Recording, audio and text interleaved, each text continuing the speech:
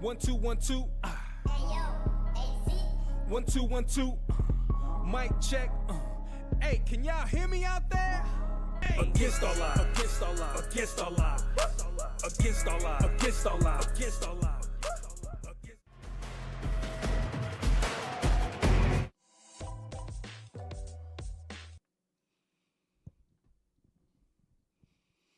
All right, welcome into Rise and Grind Morning Show. Man, I apologize so much about the delay. We've got some issues going on. We're not quite sure what's going on with the studio. Obviously, we've got to get these little things fixed, but kept disappearing out of the studio. But we're back. Hopefully, things should be good. We got a new link going, and appreciate your patience.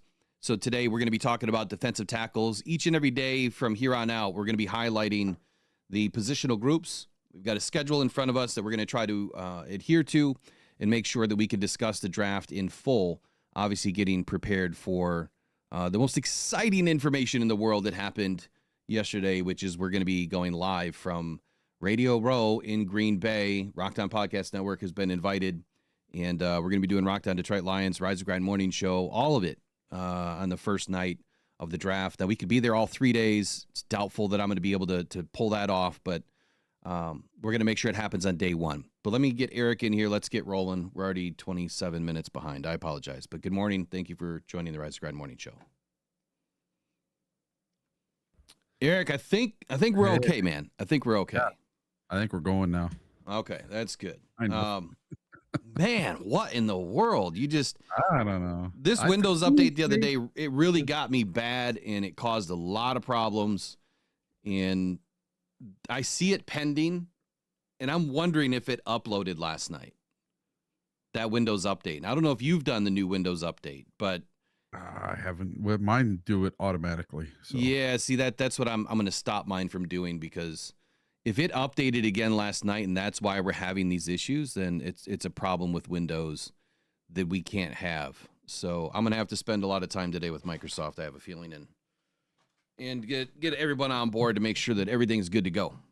So hey, Michael Garrity kicking off this morning, $5 super chat, says congratulations to Will and Eric on obtaining NFL media credentials. Very cool, well deserved. You know, it's been a long time coming, Michael. I really appreciate you. You've been you've been with us for almost a year now too, right? I mean, I think Michael found us last year before the draft. And he's been, lockstep with us the entire time. And obviously everybody out there that's been a day oneer, anyone that's been following us for a long time, really appreciate you guys. And like I said yesterday, this is your channel, right? We're just here running it. We're just here talking. We're the talking heads. But this is a Detroit Lions fan channel. Obviously we discuss everything now, NFL related, but this is for you guys, and that was the whole plan, and the promise from the very beginning was to make sure that we stick to that and get you the good, honest, wholesome, truth, transparent content. We have some takes in there too, but appreciate you, Michael. I'm loving it. So today, defensive tackles. I have a sneaky suspicion that the Detroit Lions are going to be taking a defensive tackle in this draft. And the more and more I look at the way these defensive tackles are lining up, I think that we're going to have a great opportunity to not have to take one in the first round. There is one very specific defensive tackle that I think is flying way under the radar right now, and that's not going to make Lions fans happy when he gets taken. But what is going to make Lions fans happy is when you see this guy perform. And that'll be the absolute last thing I discuss today, is this player that I've identified that I've kind of fallen in love with his work, man. He's very interesting. Size, he made the freaks list. I think he made the freaks list. I'll have to double check that, but he should be on it if he's not. Well, let's kick off the day with some news. Eric, wherever you want to start. Well, the NFL is releasing the 2025 NFL schedule, and they released the date that they're going to release it, kind of. The NFL is targeting May 13th, 14th, or 15th for the release of the 2025 regular schedule. This information comes from Mike North, the NFL's Vice President of Broadcast Planning. But there's a slight possibility the schedule could be released earlier if it's finalized sooner. So it might be those 3 days, or it might be sooner. We just don't know. The NFL moved the schedule release from April to May, starting in the 2020 season. And they were releasing the schedule in May because that allows the league to factor in information from the NFL draft, like potential trades and the signing of quarterbacks like Aaron Rodgers and those kind of guys. It gives them a little bit of flexibility. So if Rodgers goes to, let's say, the Steelers or the Vikings, then they can put one of those games in prime time. And there's 7 teams that will host international games in 2025, and those are all set. We just don't know when they're going to be. And that's the Jaguars, Jets, and Browns are all hosting in London. The Colts are hosting in Berlin. The Steelers are hosting in Dublin. The Dolphins in Madrid, and then the Chargers in Sao Paulo down in Brazil. And then the week 1 Thursday opener will feature the Eagles as the home team, and a lot of speculation on that game right there. And the Detroit Lions and Dallas Cowboys will both host the Thanksgiving Day games for sure. And then the full list of home and away opponents for all 32 teams is already available. They're just waiting to put out exactly where everybody's playing and when. So that's the big news in the NFL for yesterday. Woohoo. Yeah, I mean, there's a lot going around. There's not a ton for the Lions. I was supposed to do one. I got a couple things. There was one that I was going to do a video on yesterday that maybe we can just do it now. Did you see mine for the Lions? I've got to get your sheet open. Down. It's all the way down on the bottom. Hold on here. So the Lions are eyeing another monster player from overseas. Yeah, that's not the one I was considering, but yeah, go for it.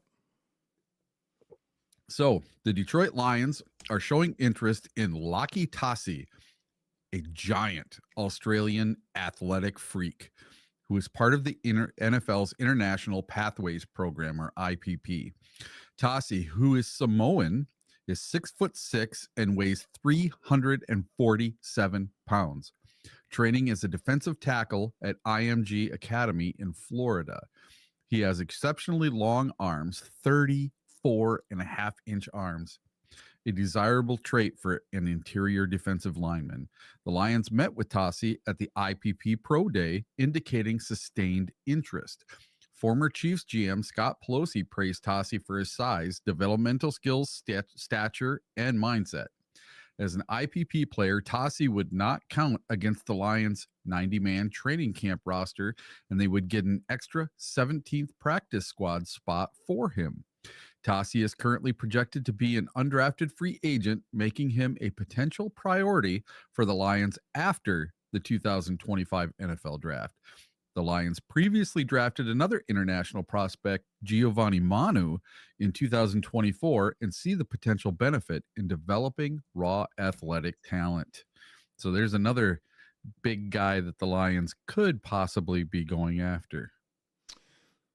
So, Laki Tassi. Yeah, I had never heard of him before this. Yeah, I wouldn't imagine another defensive tackle. I'm sorry, a defensive tackle, 6'6", 347. That's a massive human. 34.5-inch arms. Well, it's like I said the other day, man. I think the Lions value the measurables. Yep. And we've seen that with even their own draft picks. I mean, not very often do they take somebody that is not meeting the at least the minimum threshold for measurables. You have to excuse me. I'm trying to load something up here and just taking a minute. So yesterday, the one that I was going to do a video of was Taylor Decker. And yeah, so Taylor Decker, he's training his replacement is what I called it. And I think that this is amazing by Taylor Decker to take this guy underneath his wing, Giovanni Manu. And they've been training out at this AMDG Performance Center, which I didn't know that I could even follow them. I'm not on Instagram ever, but now I am. I'm following this training center to see, who shows up there. But it's a private training center, I believe it's out in Arizona. And Taylor Decker and Giovanni Manu have been training there this offseason. So not only, the weight training, but, all the other different styles of training that they're going to do, while they're out there. But I think more importantly, Taylor is now taking this guy underneath his wing. And so do you see it often enough, in the NFL that, see, there goes the issue. There goes Eric's video. Eric, you still with me?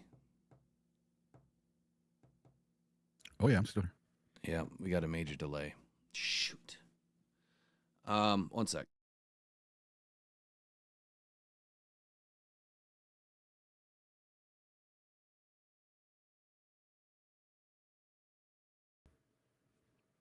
I checked my internet too. It's going pretty good.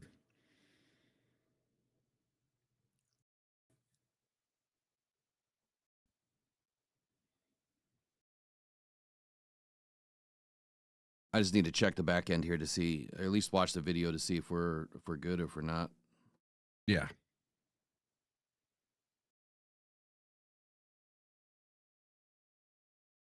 Okay, so your voice and your video seem to line up. So whatever's going on in the back end of this studio, it's not showing up. Whoops, it's not showing up on YouTube.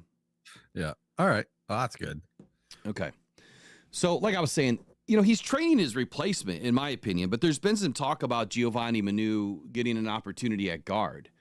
And that's something that I spoke about early in this offseason that, are the Lions going to take some swings here and at least try to get Gio involved somehow? If they're not ready to move on from Taylor Decker, which all signs point to they're not, and Taylor Decker is a starting left tackle right now and for the foreseeable future, this was a smart move by Taylor because I think that Taylor's more invested into the team, right? He's not, obviously he doesn't want to lose his position. He doesn't have an extremely long contract left, but I think that when you look at the ability of Giovanni and what he can become, hitching, your wagon to Taylor Decker is a good place to be. I mean, Taylor Decker is one of the best left tackles to come, out of college, out of Ohio State. Was one of the most dominant left tackles at the very beginning of his career. Things have kind of slid off a little bit over the last couple of seasons where he's been allowing, considerable amount of pressure. I think he allowed 8 sacks the last couple of seasons, which is too much on the left side, especially the blind side for Jared Goff. Obviously didn't help us, in the divisional round against the Commanders. But Gio, I think, is going to have an opportunity at playing guard. And so all of the experience that he's getting right now with Taylor Decker is only going to help him, earn a spot onto this offensive line, whether it's through OTAs, mini camp, or training camp. I think that you're going to hear a lot more about Gio and his massive transformation this year. He's been working his ass off from everything that we've seen.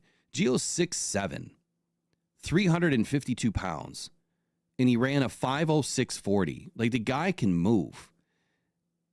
When you see the Detroit Lions take players like that, and then you hear afterwards from all the pundits or local media where they say the Lions made a giant mistake and, Broderick Martin was a huge reach. And look, you don't see these guys in that size very often. You can't not take a flyer once in a while. And I think that we've discussed it many times, Eric, that this roster is pretty deep already. And I think that we've got pretty solid starting group. You can take a couple of risks here or there. And if you don't, you don't know what you're going to get, right? But if you don't take some risks, you may miss on a really good football player. Maybe he becomes an extremely good backup at the very least. But I think that Gio's going to end up being a starter in short order. And I guess I'll put it this way. If you've watched film on Gio, and if you've watched what he did last year in training camp, I think that there's more to this signing than what meets the eye right now. I think that Gio's going to end up being a starting left tackle. He could be an extremely dominant left guard this season. Maybe him and Mahogany have to fight it out. As Dan said, everyone's competing. Mahogany had a very short window of starts, last season. They haven't seen enough. So what do you think about Taylor Decker training with Giovanni Manu this offseason? I love it. And I don't remember how long Taylor Decker's contract goes. I think it's through next year, correct? Through 27. I can look real year's. quick. I'm I know I'm he pretty signed an extension. I don't remember what it Yeah. was. So either this year or next. I think it's next year. Is this last year on that contract? Um, but that's exactly what we need. And if I was a betting man, which I kind of am, I would put money on that Giovanni Manu if and when he does get a starting position, doesn't give it up, and within 2 seasons of being a starter is on the verge of being a Pro Bowler. Might not be a Pro Bowler, but be on the verge. Who's this? Giovanni Manu, after 2 years of starting. Once he gets a starting position, I don't think he'll ever give it up. Probably not. I mean, I Yep. guess I see what you're saying there. I think he needs to he'll have- start first. Yep, he'll have a few stumbles, but as soon as he gets in and starts playing, the kid's a beast. And once he starts, he's not going to want to stop. And he will learn from his mistakes, but you have to get him in. You have to get him some playing time. And this OTAs, this training camp, this preseason is going to be huge for him because this is where it's got to start to click. So he's got to take that step. Last year, we brought in Paul Orazzetti, who was a recruiter for Giovanni Manu, and we had some really good conversation, not only about Gio, but about Matthew Betts and others. But the thing that he kept saying about Gio is, like, this kid has, I mean, extremely raw athletic ability that you don't see in this size, but it's his dedication, you know, to his craft, to his game. He's a smart football player. And the thing that Paul kept on reminding us of is, yep, even though he's coming out of Canada where, yeah, maybe there's a little bit lower, I hate to say the word class, I guess to a lesser extent, not as good of football players up there as there is down here. There's still some extremely good football players up there that just they're just unnoticed. You know, they fly under the radar. And very few and far between, you know, do we get some really good ones that come down? And I think that Gio is going to be one of them. I hope that he gets an opportunity this year. I mean, it sounds like he's going to get an opportunity to at least land somewhere on this offensive line. The one thing we know for sure is that if he's playing extremely well, Dan Campbell's not going to keep him off the field. They'll find a place for him, one way, shape, or form, whether it's the swing tackle position, you know, battling it out with Taylor Decker. It could be, you know, specific formations that you bring him in, schematic alignments, whatever. They'll figure out a way to get him on the field. It's hard to keep a big man like that off the field, but a 6'7", 352-pound guard, I would love to see it. That is a massive man. I could just only imagine the holes that can be opened up for Jahmyr Gibbs, which we know he doesn't need much, but let's give him more, all right? There's got to be something they can do with him. Put him in at fullback. I don't care. They need to try something with him. He needs to get on the field. The kid is he's in my opinion, he's too talented to sit on the bench all year. It's just they could not fit him in last year in the way that this offensive line was constructed. And thankfully, knock on wood, we did not have a bunch of injuries on the offensive line last year. Now, if our offensive line would have went through what our defensive line went through, you're damn right we would have ended up seeing Giovanni Manu, and he would have went through some growing pains. But I think by them doing it the way they did, they're keeping him from having to go through those growing pains against NFL defensive tackles and edge. So when he does get in, it's more of a slow progression than just, you know, throwing him straight into the fire. Yeah, you got to crawl before you walk. Look, I'm going to kick off ads for the rest of the day. You guys waited long enough for this show to start, so I appreciate all of the likes and sharing the stream this morning. So we'll get that off. Ads are off. I notice something weird every day now on YouTube, but me watching it on my phone as we go, it always shows 25 likes and it always shows like 60 people and it never changes. That's weird. Yeah. But then if I completely close out YouTube and go back in, then it shows the proper numbers. I don't know. YouTube's weird, man. It Definitely. lies to me all the time about stuff. So here's a quote from Brad Holmes back in January. He said, "If you watch the film of Gio in OTAs and then you watch the film of Gio in practice, I mean, it literally is night and day." So that's a credit to the offensive line coach, Hank Fraley, and assistant offensive line coach, Steve Oliver, and all those guys just working with him. And a credit to him because he was conscientious of making sure that he's improved.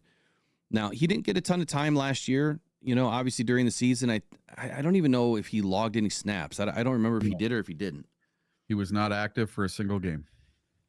So the fact that, you know, he's really raw, you know, coming into this is the year that he's going to make his biggest jump, like Brad Holmes says, or, you know, Dan Campbell's also said the same thing, that year 2 is where you expect the biggest leap, you know, from your rookie season. Year 3 is when everything should be dialed in and you should be who you're going to be in the NFL, as long as you're getting time, you know, on the field, which I think is the most important thing. Is you got to get these guys on the field.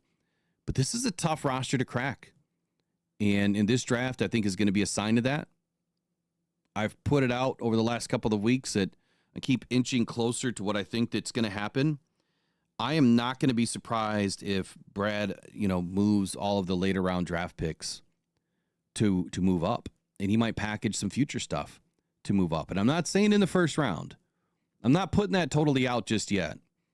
But if there's a buyer at 28 that wants a quarterback and 4 quarterbacks have not gone yet, do not be surprised if we get stumped on day 1. We have never not had a day 1 pick under Brad and Dan, but do not be surprised if we get stuck with a day 2 pick, as long as it's early. And I wouldn't be mad, because if you think that this is a defensive draft for the Lions, there's some really great options on day 2 in the second round. Beyond that, I would say it's going to be tough, but there's still some really good football players that could be gems. You know, once you dust them off and you see who they really are, could be really great football players. But right now, I think that a lot of analysts, a lot of fans, they're looking for the sure bet. But let me remind you of something. There's nothing called a sure bet in the NFL. Nothing. Not one of these prospects is a sure bet. Some of them will be who they are, but a lot of them won't be. And in year 1 as rookies, we typically don't see maybe, 3%, 4% of this draft class that enters this season and gets starting opportunity to really be game changers or have a bigger effect on the game.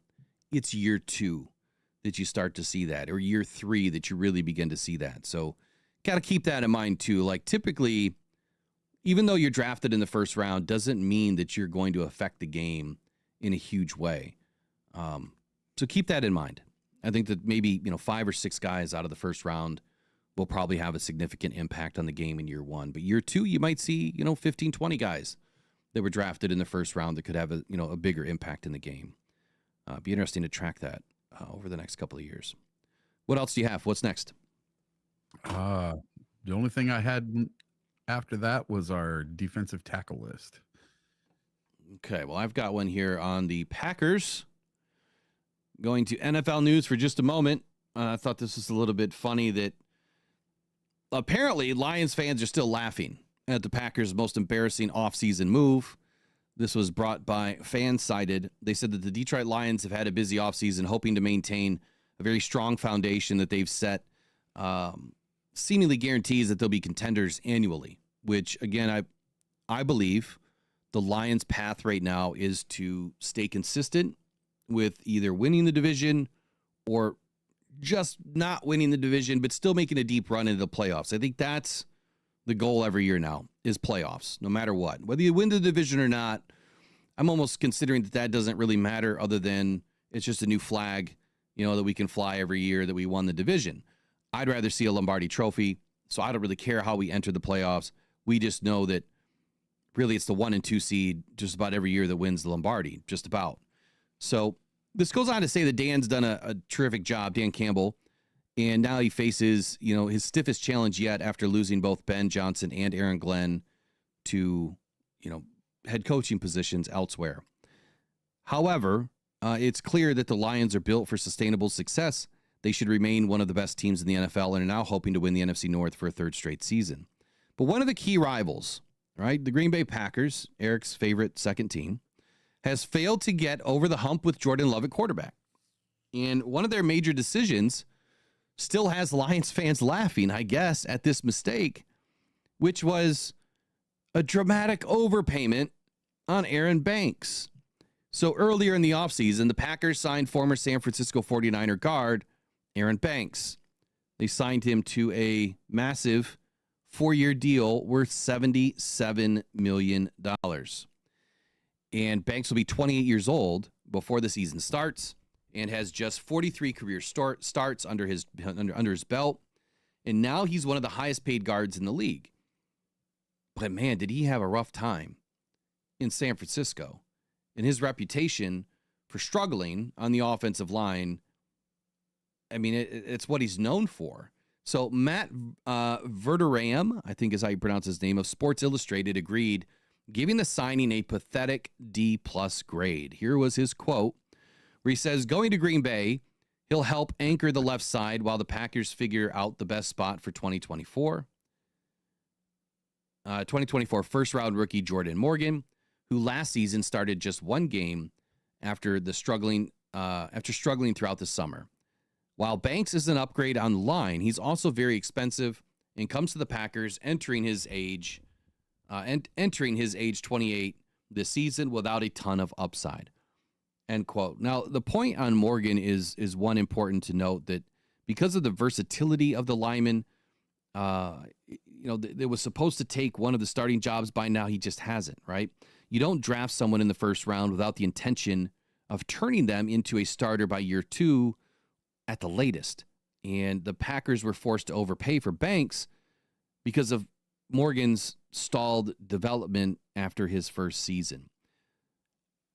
I don't know if I'm really laughing just yet. We're going to have to see how this works. I mean, sometimes maybe a new scenery for these guys, can work out to their benefit. So what do you think? I mean, do you think that the Packers grossly overpaid for Banks? I mean, he really hasn't had that great of a career. Let me pull up his PFF real quick. I do think they overpaid for him. And they can make all the horrible moves they want. That doesn't bother me one bit. I like seeing the Packers not do well. And just remember, I called it a long time ago. Jordan Love is not the second coming of Brett Favre or Aaron Rodgers. He is not in their class. No, I don't think so either. But we are going to have to be a little gracious to our hosts. Obviously, when we're there, we're going to have to be mild-mannered, on our best behavior. So no cheese graters are going to be worn on the day of the podcast, probably. Even though I know you're just itching to wear that thing. I might have one. Well, I know you have one. So taking a look at Aaron Banks' past few seasons, in 2023, I mean, he posted a 54.9 overall grade, 775 snaps played. This was obviously with the San Francisco 49ers. Just not a great season. I mean, he allowed 25 pressures, only 1 sack, though, which is good, and only 5 penalties, which isn't terrible. And then in 2023, 23 pressures, 6 hits, no sacks. At least you could say he's not allowing sacks. But how many of those no sack opportunities are penalties, right? A few penalties there. 2022, 25 pressures, 2 hits, 1 sack. So he's not allowing sacks. He is allowing a few pressures. He does get a handful of penalties every year. I don't see how you can pay this guy what he was paid, but it's hard to find 6'5", 325-pound athletes in the NFL, that can play the position. So be interesting to see what happens this year. So I did find one little news update from the NFL today. This is from Adam Schefter. The Jets and wide receiver Allen Lazard reached agreement on a restructured contract. Lazard, who was scheduled to earn $11 million in 2025, took an $8.5 million pay cut to remain under contract with the Jets, who are guaranteeing $1.75 million of his salary. So the Jets and Alan Lazard have agreed on a revised contract for 2025 and will result in $8.5 million in savings for the Jets. So one thing I wanted to bring up today, I don't know if you guys watched the big night out with Pat McAfee last night. They gave away a ton of money to people, just randoms in the audience. I mean, I thought that was cool. But overall, if you guys haven't watched it, it was available on YouTube. I thought it was a mess. Like it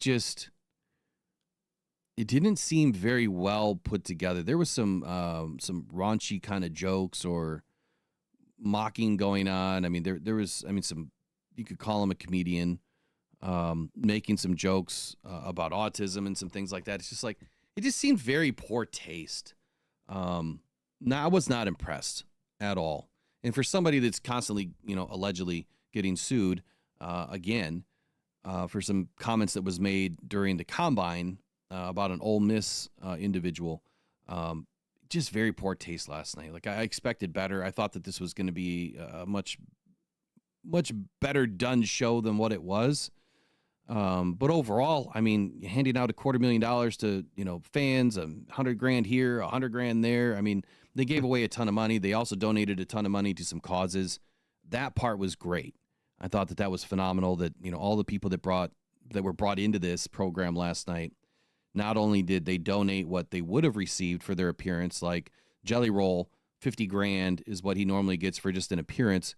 Not only donated the $50,000, but matched the $50,000 to give $100,000 to various causes, which that part, again, I thought it was amazing, but the balance of the show, I just thought it was just poor taste. So if you haven't watched it, I'd love to know your opinion, later, whether you drop it on Twitter, or you drop it in a comment.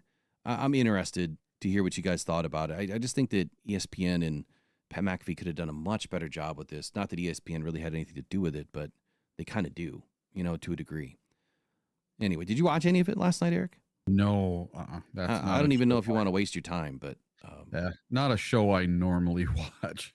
I like Pat McAfee. I mean, I really like, just listening to some of the people they bring in. It's not so much Pat McAfee. It's just they are loaded with talent and loaded with, some of the top athletes and analysts that come on, daily. That's what I like. Pat McAfee, I think he's got a unique sense of humor. I think he tries too hard sometimes, but at the same point, what I saw last night was just, man, like you could do better. You really could. You could do better. But they did help out a lot of people. So to everyone that, was able to receive a little bit of cash last night, it was life-changing money for some people. Yep. Okay, latest NFL news from last night. TJ Watt. Are the Pittsburgh Steelers actually going to get Aaron Rodgers? And according to recent news, it sounds like it's probably not going to happen. And that's because they now have a TJ Watt problem. His cryptic tweet last night, TJ Watt's latest Instagram post, not tweet, has fans speculating on the future of the Steelers. Now, obviously, they say he's a star linebacker, posted a photo of himself at a game giving the peace sign on his Instagram story on Wednesday. Now, the photo featured no caption, so it's hard to decipher the meaning behind it. Does this mean that they're either, well, let's think about it the other way. Are they going to get rid of TJ Watt and that salary to bring in Aaron Rodgers? Or is it the other way around that TJ Watt wants nothing to do with Aaron Rodgers if they bring him in? Or does TJ Watt just want some money and wants to get paid again and it's not happening? So I'm not so sure what's going on here. But here's my question to you. You already know my answer, but if TJ Watt somehow hits the well, he won't hit the waiver wire, but you know what I mean, if he becomes available, is that somebody that you want Brad Holmes to go all in with? And would you be willing to make any trades from the Lions roster? It would have to be a big trade to bring in TJ Watt. I know a certain faction of the fan base is going to say, oh, hell yeah. But again, you're looking at another $35, $40 million going to him. It's no different than Aiden Hutchinson. Eric, what do you think? If TJ Watt was available tomorrow at 30 years old, Are you pushing the chips all in? Probably not. I'm pretty sure the Steelers run a 3-4 defense, so I don't know exactly how he would fit with us. Would he be a linebacker? I don't want to pay $40 million for a linebacker. I can tell you that. If he's an edge rusher, He's definitely an edge rusher. I mean, he can play all over the field. I think that he's versatile enough that you could put him anywhere in any defense. To be honest, he's an outside linebacker. He could be an inside linebacker. He can be a 4-3 edge. He can be the speed edge. I mean, he can do it all. Like, TJ's that good. Respect the hell out of his game. Last year, he had 61 tackles, 11 and a half sacks. It's a pretty solid season, right? I think, you know, when our fans, right, when Lions fans get caught up about Aiden, they say he's going to get 20 sacks. And look, just 12 sacks is hard to do. And I think that that's an incredible season for any football player to get 12 sacks. Even getting 10 is a great season. Anything beyond that is wishful thinking, because you don't want the rest of your defense to suffer. You don't want all of your sacks coming from one guy. The defense needs to be scary, right? Like, anywhere you look from an offensive perspective, you have to say, damn, they got that guy over there. Ah, shoot, they got this guy over there. As opposed to, well, Aiden's over there, we're going this way. You don't want that to happen, right? You want to make sure that everyone across that defensive line is able to eat. And that's why I keep saying this hive defense is most important. A guy like TJ Watt obviously it'd be no different than talking about Myles Garrett, no different than Trey Hendrickson, no different than Max Crosby. And I feel like the answer is no. It's not going to happen. It won't even be a second thought for Brad Holmes. It can't happen. They just don't. I mean, they have the money if they don't pay Aiden, right? They have the money if they don't pay Kirby. But what are you going to do? You know, you're going to lose potentially, you know, one of the best safeties. You have to pick your poison, man. Which apple you taking off the tree, I guess. yeah, for me, it's a hard pass. I'm going to take my marshmallow and I'm going to put it away and wait until it grows into a bunch of marshmallows. So what I want to see Brad do is I want to see him draft the next edge, draft the next Myles Garrett, draft the next TJ Watt. If you're good enough, you can draft the next one. And that will help your team. You can't just pay multiple guys at the same position at the highest rate in the league. It doesn't work. You can't do it.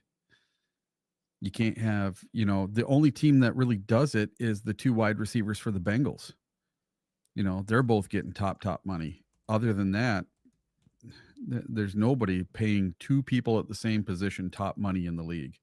It just can't happen. And every time, you know, somebody gets into their third, fourth, fifth year, that's when their second contract hits, and that's when they want the big deal. They want to make the life-changing money to set up their family for life. Okay, so Peter, you're too funny, but you know what? You're exactly right.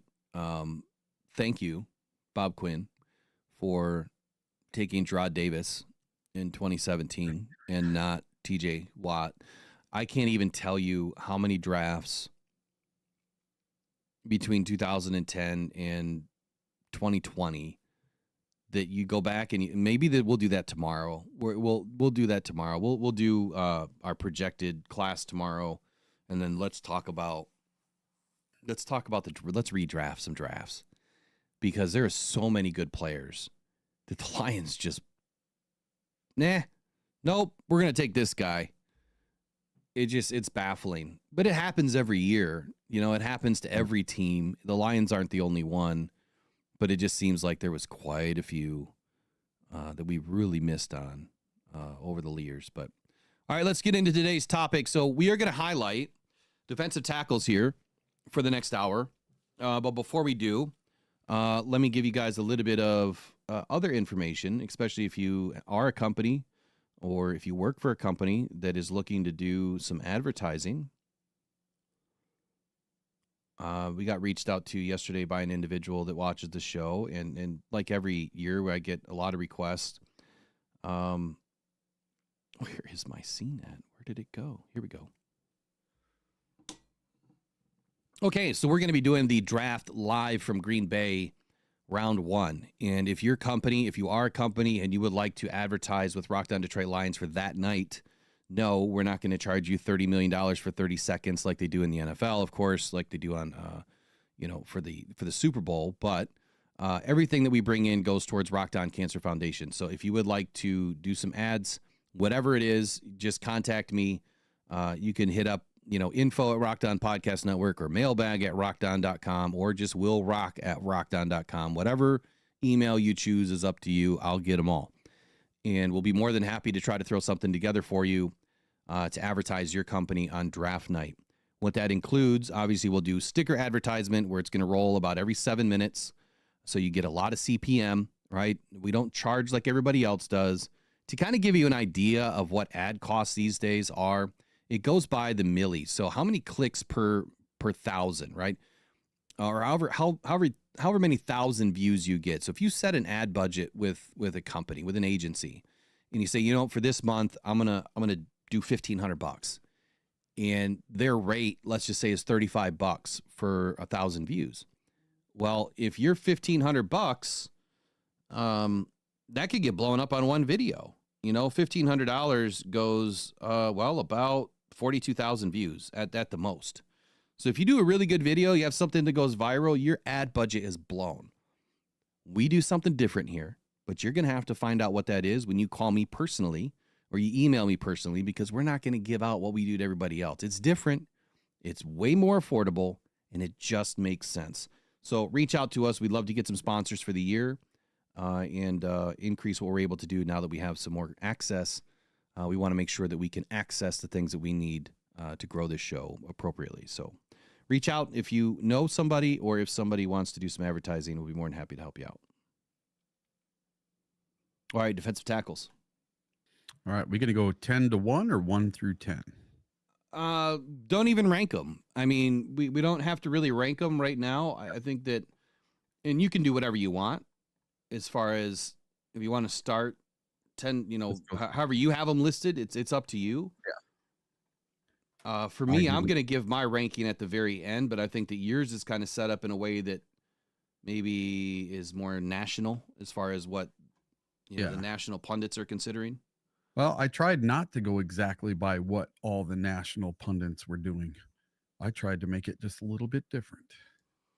So let me put it this way. Let's start out with the freaks list. So every year Bruce Feldman does a freaks list. And this year there were 3 on the freaks list. You had Kenneth Grant, defensive tackle for Michigan. He was number 8. Tyreek Williams, Ohio State, defensive tackle. He was number 11. Now, when I got back from the combine, I was tripping up over my words because I had all these notes written and I was trying to talk about edge. And for some reason I got onto Tyreek Williams, and Tyreek Williams was one of my favorite prospects that day. To see that he's at number 11, I'm not surprised one bit. And then number 40 on his list was Darius Alexander out of Toledo. 6'4", 304-pounder, bench presses 400 pounds. He hits 20 miles per hour in the GPS, vertical jump 30 inches last offseason. 40 tackles, 7.5 tackles for loss. Yeah, there's a lot of messages coming in.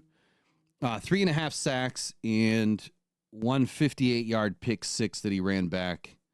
So for me, it's who's going to make the list this year that the Lions are considering drafting. Like, the freaks list is great. PFF is great. What everyone does is amazing. All the work that they put in. The Beast came out yesterday, which is a ton of information to go through. We're going to utilize some of that today.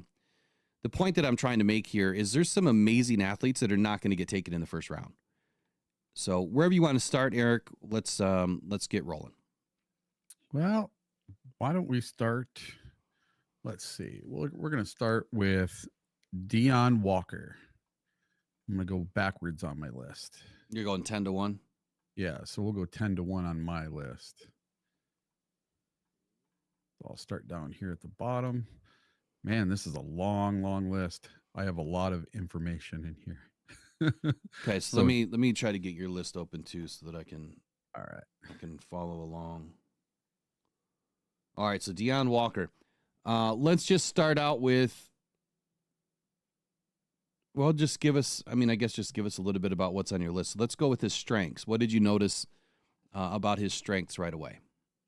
Well, strengths that has tremendous size and athleticism at approximately 6'6" and 350 pounds, big bruiser. Walker possesses rare size combined with surprising athleticism for an interior defensive lineman. He's got a high motor, lots of stamina. He's got pass rushing potential. He exhibits a quick and explosive first step along with a variety of hand counters, so suggesting significant potential as an interior pass rusher, but that's not what he was known for. Oh, let's see. And then Give me one second. I had an audio issue there. Just one, okay. one quick sec. Every time I put something in front of the screen, it does not like it. And I think it's this beast thing that's doing it. Yep. And I don't know why. It doesn't, and there's something wrong with it. That is the weirdest thing I've ever witnessed. Yeah. That's just wild. Yeah, okay, so Dion Walker, you're talking a little bit about his strengths. Let me give you a little bit about his background. Now, he is a Detroit kid. He is from Detroit, Michigan. He went to Cass Tech High School. He was born and raised in Detroit with his parents. Obviously, he was very eager to play football as a young kid. He joined the Giants in the Detroit Police Athletic League at age 5.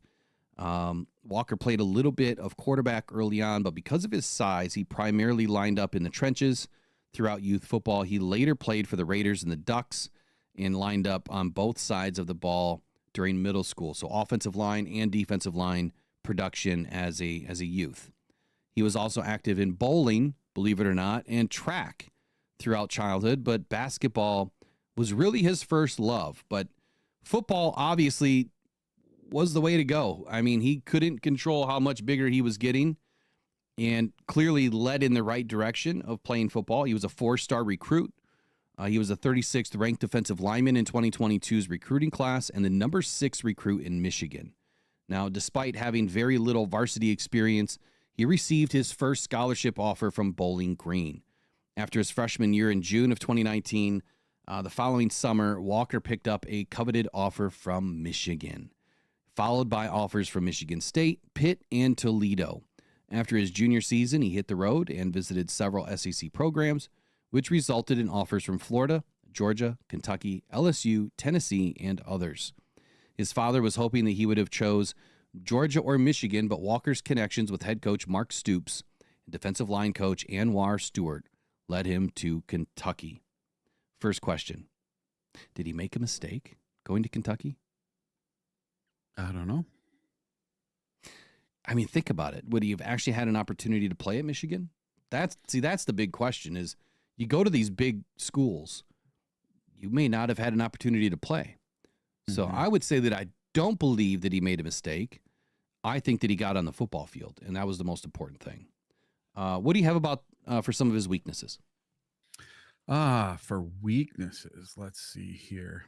So inconsistent play strength. While possessing great size, his play strength can be inconsistent at times, leading him to not always playing as powerfully as his frame suggests. And then pad level and coverage. So Walker can sometimes struggle with playing too high, which affects his leverage and can make him susceptible to being moved in the running game. So that's something that he would have to get fixed very quickly with the Detroit Lions if the Lions were to draft him. They want everyone to have nice low pad level, and that's the thing with our 3rd round pick there. Broderick? Yeah, Broderick Martin.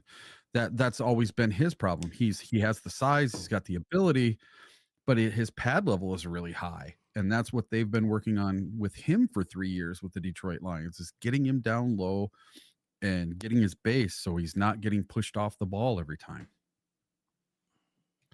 So it sounds like this kid needs a little bit of the Broderick Martin treatment.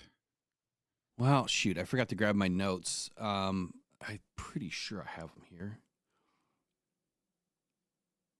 I do. So when I was at the combine, the notes that I made for Dion Walker, the first thing that I noticed that when he was doing some of the drills straight up, he was straight up. Like he was the tallest guy running through the hoop drills. He didn't have much bend. He couldn't get down.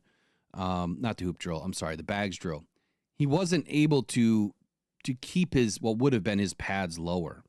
I felt that he was too tall through the drills, which means that he's going to have a little bit of a hard time staying low at the next level. And the biggest reason for that, I feel, is he's a bit top heavy. And when you're top heavy, obviously things lean forward, they tend to fall. So for him, I think that he needs to work that weight back lower, to his legs, get more of an anchoring stability, in his lower half of his body. I think the top heavy, issue with Broderick Martin's the same. He's just a little bit top heavy. He can't anchor well enough. Taller pad level obviously can bring him downhill, or bring his downhill momentum to a screeching halt. He needs to add a little bit more thought and process to his pass rush approach. But overall, I feel like he is someone that can anchor in against the run game, not so much as a pass rushing style of a defensive tackle. At 328 pounds, 6'7", he's a little bit. I know I said he's top heavy, but he almost looks a little lean because he's so tall. So for me, I don't have him extremely high on my list. But let's finish up with a few more comments that you had about Dion Walker. All right. So this is a quote from the Draft Network. They say at 6'6", 350 pounds, Walker's size combined with athleticism is rare, and it sets the stage for him being a difficult player for offensive linemen to consistently block when he's rushing the quarterback. And then I have a little statement about him. And this is: Dion Walker is a physically imposing and athletic defensive tackle who possesses exciting potential as an interior pass rusher due to his quickness and hand usage for his size. However, he needs to develop more consistent play strength and improve his pad level to become a dominant and reliable force against both the run and the pass at the professional level. So for me, look, I think that he's a very unique athlete. And taking an excerpt right out of the Beast, they feel the same way. He's unique. He has some talent. I think it's quite raw still. But according to the Beast, it says impressive balance and movement skills for a 330 plus pounder, but his technique and pad level must catch up with his physical talent for the flashes to become consistent. And if there's one thing that we know about Dan Campbell and Brad Holmes, it's they're more concerned about consistency than flashes. They've said the same thing about their own players. The flashes will show up with Broderick Martin. It's time to be consistent. The flashes will show up with J-Mo early in his career. Needs to be consistent. And some of those things have been refined since then. But anyway, as far as Walker goes, if he adapts to pro coaching and he's able to excel, based on what he's learning, he has the skill to become a starter at some point. This is another project, in my opinion. He's nowhere near top 10 on my books. I have him as number 15 on my list, and I would put him as probably 4th round. Isn't he one of the ones that the Detroit Lions brought in for a visit? Probably. I can take it. I think they did. I think that they brought in both Michigan guys and him, if I remember right. Yeah.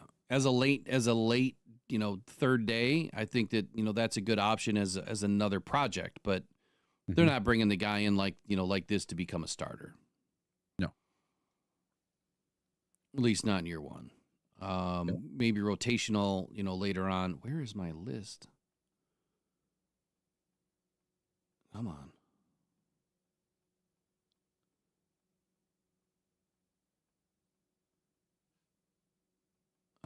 That's not cool.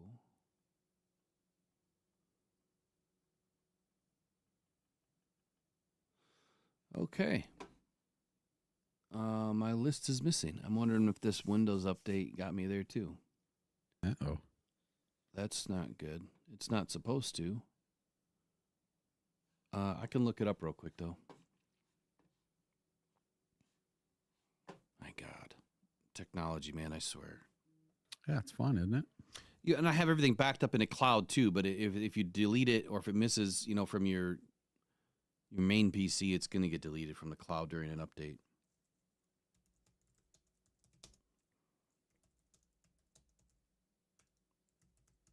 I think he was a combine visit. I don't think he was a top 30, obviously. Oh, okay. I thought maybe the local pro day he came in. Could be.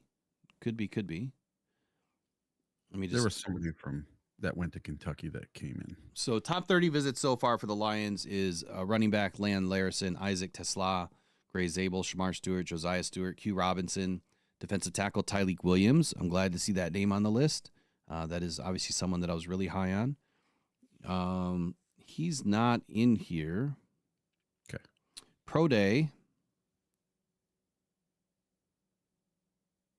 I don't see him on the Pro Day list. Okay. Darius Alexander was in there. I don't see him on the Pro Day list, though. As far as combine visit, I'm almost positive he was a combine visit. Yeah.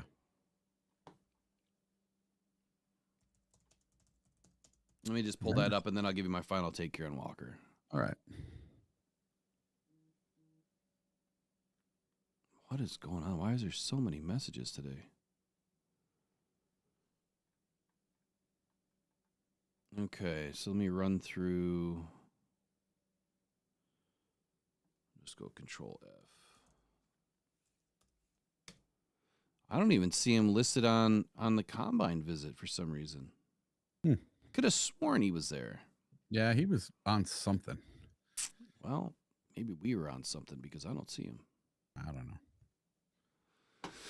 Okay, at the end of the day, though, for Dion Walker, I think he's going to be a day 3 guy, 4th round. I think he's a project. It's not somebody that you're going to take early. Like I was saying about these later round draft picks, if the Lions still have them, would you bring somebody like this in? Possibly. It all depends on what they do early in the draft. It honestly depends on what they do between now and the draft. The Lions have, a boatload of defensive linemen right now. They're really heavy. So the more guys you bring in, the less likely they are going to stick come 53 cuts. So I think for Dion Walker, it's probably not going to happen for Detroit, but today's more so just highlighting, who these guys are, where do they fit. I think that, the things that stick out with Dion Walker that make him such an intriguing, prospect is obviously the arm length, 34 1/4 inch arms, big wingspan, 84 1/8 inches. He stands 6'7", plus. He's 331 plus. And I think for all of those reasons, a guy that can jump 25 inches. Yeah, he had a little bit of a shorter broad jump at 8'8". He's still a hell of an athlete. And if you can shape and mold this guy a little bit to become a high quality rotational player, that's where you invest those later, draft picks is for guys like that. So who's next on your list? Omar Norman-Lott out of Tennessee. He ran a 5.15 40-yard dash. He's got 10 3/4 hands, 33 3/4 inch arms. And his wingspan is 80.5 inches. And he's 23 years old. And this kid, let me get back to my other sheet, his strengths. So he's got a blend of size, strength, and quickness. He possesses, that's twice. Okay. Allowing him to potentially excel in both run defense and pass rushing. That's something the Lions want, a little bit of both from their defensive tackle. And then pass rush upside with explosiveness. He shows explosive get off at the snap and utilizes quick and violent hands, indicating a significant upside as an interior rusher. Norman-Lott has a naturally good pad level, something we want, and demonstrates agility, allowing him to bend and contort his body to gain an advantage against blockers. So that's some of his strengths. Okay.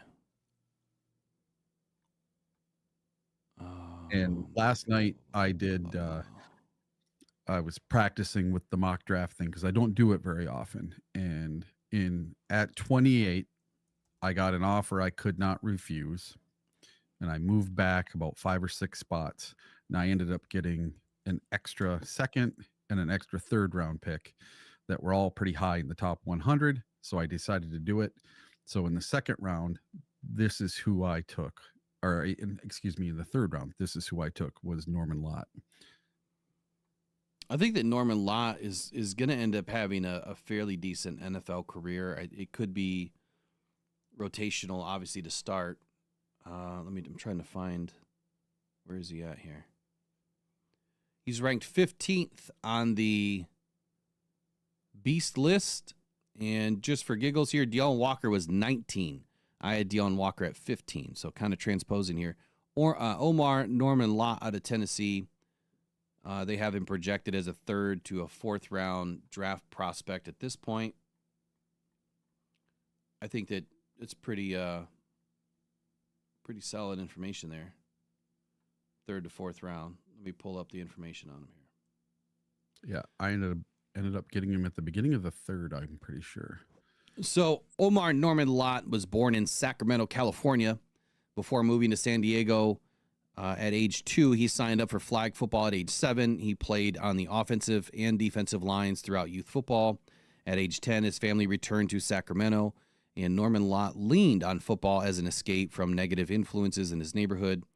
Once he started receiving college interest in high school, his mother sent him to live with his aunt and uncle in Vallejo, California, for a stretch to keep him focused on his future.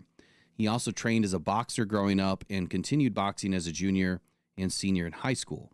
While enrolled at Arizona State, Norman-Lott became a bouncer at a local nightclub to earn extra money. So the one thing that I noticed that came up on his tape right away, which is also identified here in the background, which I didn't know this until right now, his boxing.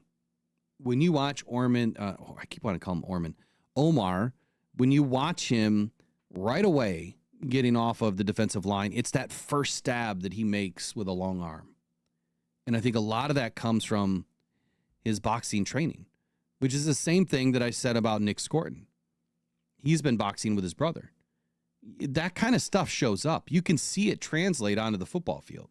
And that's why I think it's so important that these guys take, a plethora of different styles of karate classes or MMA classes or boxing or whatever to develop muscles and techniques that they normally wouldn't on a football field.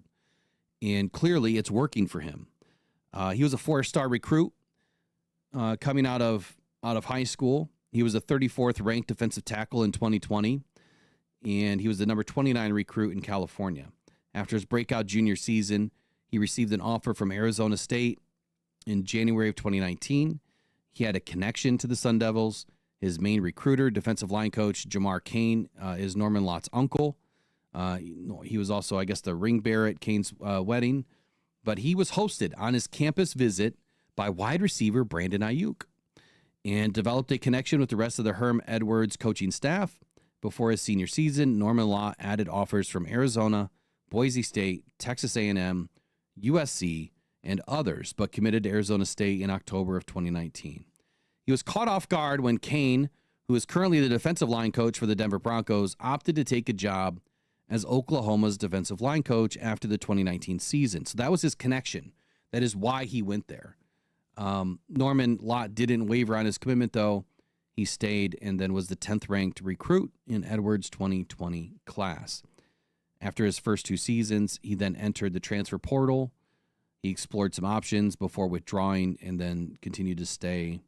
He entered the portal again in 22 and then committed to Tennessee, which is where he finished out his career. He's only 6'1". I mean, just under 6'2". He's a little bit short. Not that height always matters as a defensive tackle. I think all the other measurements matter more. I mean, we clearly seen what Aaron Donald was able to do. He was one of the shortest defensive tackles, 11 years ago that took the world by storm because of what he was able to do with his height. He was knocked immediately for his size, but clearly he had other intangibles and other measurements and strengths, about his game that helped him to become one of, if not the most, dominant defensive tackles in the game.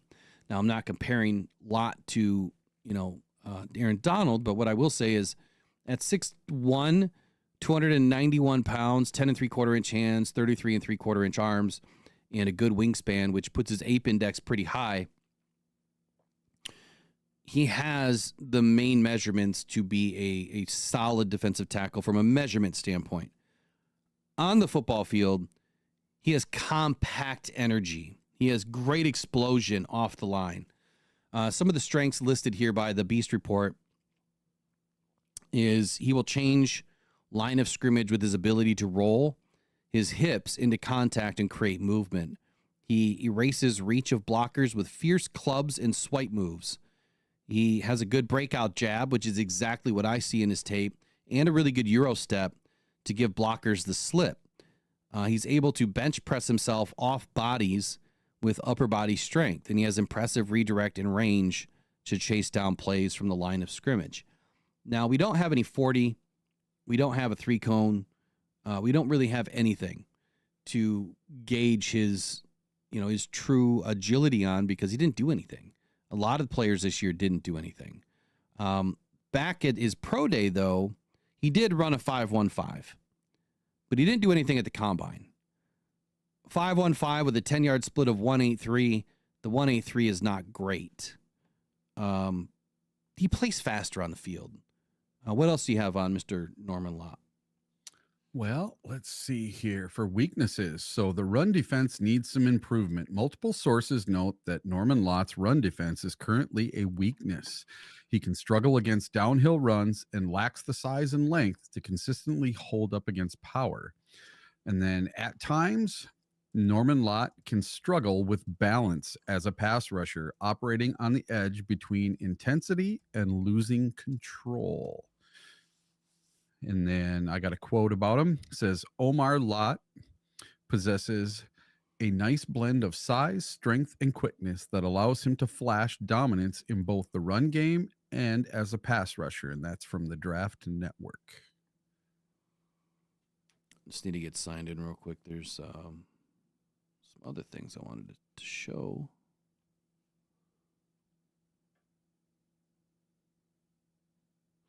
Yeah, they didn't even do a full breakdown on him on PFF. I wanted to bring that in and kind of show, what they're showing for him. I'm going to do it on some of the other players as we get closer to the top 10. Some of the weaknesses that I found here on the Beast Report would say that he's not a starter. He averages just 17.3 defensive snaps per game. So you're looking at a very low rotational opportunity to begin his career. He can be stalled, moved, or uprooted once blockers get into him, which means he's not anchoring as well as he should be. He loses angles in the run game, leaving him late to shred or regain positioning. So, all of those are red flags. He's a part-time player at Tennessee. He was a sub-package 3 technique in... Oh, come on. Open up. There we go. He was a sub-package 3 technique in Tim Banks' 4-man front. So he is used to playing in a 4-man even front scheme. Since he played limited snaps with the Vols' heavy rotation defensive line, which is what they employed, was a lot of rotation, his production volume doesn't really jump out, and say, hey, look at me, right? But he led all FBS interior defensive linemen in 24 in pass rush win rate, 12.6%. So with the low amount of snaps, that doesn't excite me as much, because I think that you need a volume of snaps to say, is that win rate accurate? That's like if I go out and play 10 snaps and I win 8 out of 10 reps and my win rate's 80%, but Eric goes and you play 300 snaps and you win 50 of them, and your win rate's like, I don't know, I probably should have done the math, 20%, we'll say. Well, I look great, but yours has been tested. And yours is more accurate. Mine's not as accurate. Overall, I think that he's an explosive disruptor. I think that he has the ability to, again, learn over the next couple of seasons. He's going to be a project. He has high upside, so it's a little bit of risk, but high upside. I have him ahead of Dion Walker. Where did you have him? I have him one spot above Dion Walker, so he's at number 9 on my list. So he's number 13 for me. Now, this doesn't mean that this is going to be my final projection when I do the big board, but 4th round prospect, maybe even into the 5th round. Same thing for Dion Walker. I think 4th round, maybe 5th round at the latest. But this draft could go in so many different directions. Who would you like to talk about next? All right. So up next is Darius Alexander out of Toledo. So let me get up to him here. So Darius Alexander out of Toledo. And let's see what he did according to this. So Darius Alexander out of Toledo. He's 6'3", almost 6'4". He's 305 pounds. He ran a 4.95 40. He's got 10-inch hands, 34-inch arms, 87 and 7/8 wingspan, and he's 24 years of age. His strengths, he's got an exceptional first step quickness and explosiveness. Alexander possesses an impressive get off the line, allowing him to penetrate gaps quickly and disrupt plays in the backfield. His 4.95 40-yard dash at 305 pounds highlights this. He's got a prototypical build with length. With a frame around 6'4" and 34-inch arms, Alexander has a build ideal for an NFL defensive tackle or 3-4 defensive end. His length helps him engage blockers early. He's versatile with good power. Alexander has experience playing across the defensive front, 0 tech to 5 tech, and possesses good strength at the point of attack, reportedly bench pressing 400 pounds, which translates to on-field power. Now, it sounds like he might be a little bit of a Swiss Army knife. So that's something that the Lions tend to look at, is players like that are versatile. Okay, so this was who again? Darius Alexander. That's what I thought you said. Okay. Just want to make sure I had it right. I'm trying to pull him up here.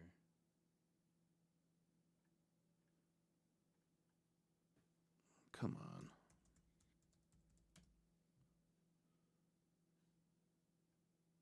There he is. All right, I wanted to get him on the screen, so give me just a second to get him up. All right.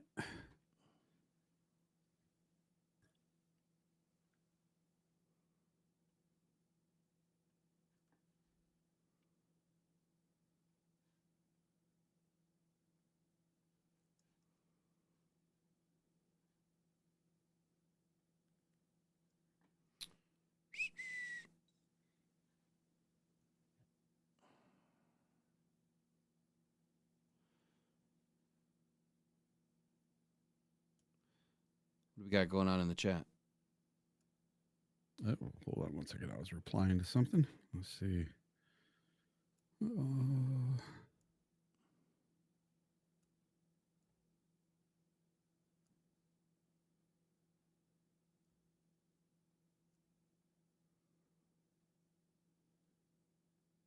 Something about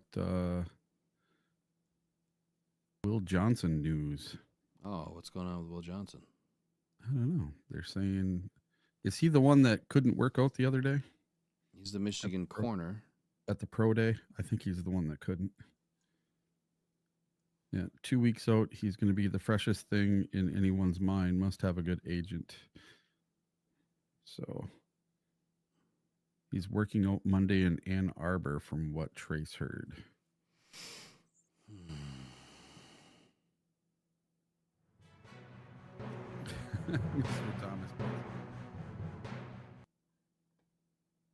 Hold on a sec, Eric. For some reason, you're not in this scene. Let me grab you here.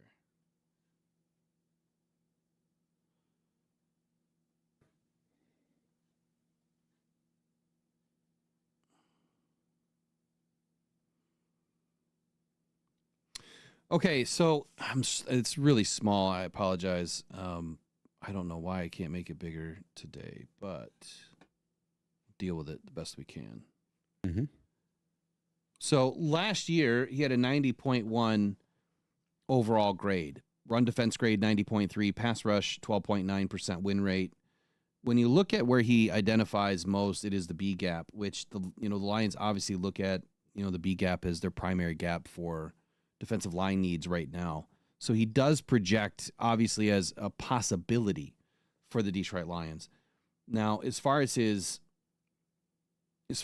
competition goes, like, he didn't go up against a bunch of elite schools. And I think that, to me, that's the biggest knock on the guy is, if he's not going up against elite talent, is that going to be a problem for him at the next level right away? For defensive linemen, I would almost say that you need to see guys go up against elite talent. I liked watching, the things that he was able to do, throughout the early parts of the stages here of going through, the combine and watching tape. Look, I think he's amazing on tape. But there are some things that worry me a little bit about what he's going to be at the next level. Let me get my notes up on him real quick.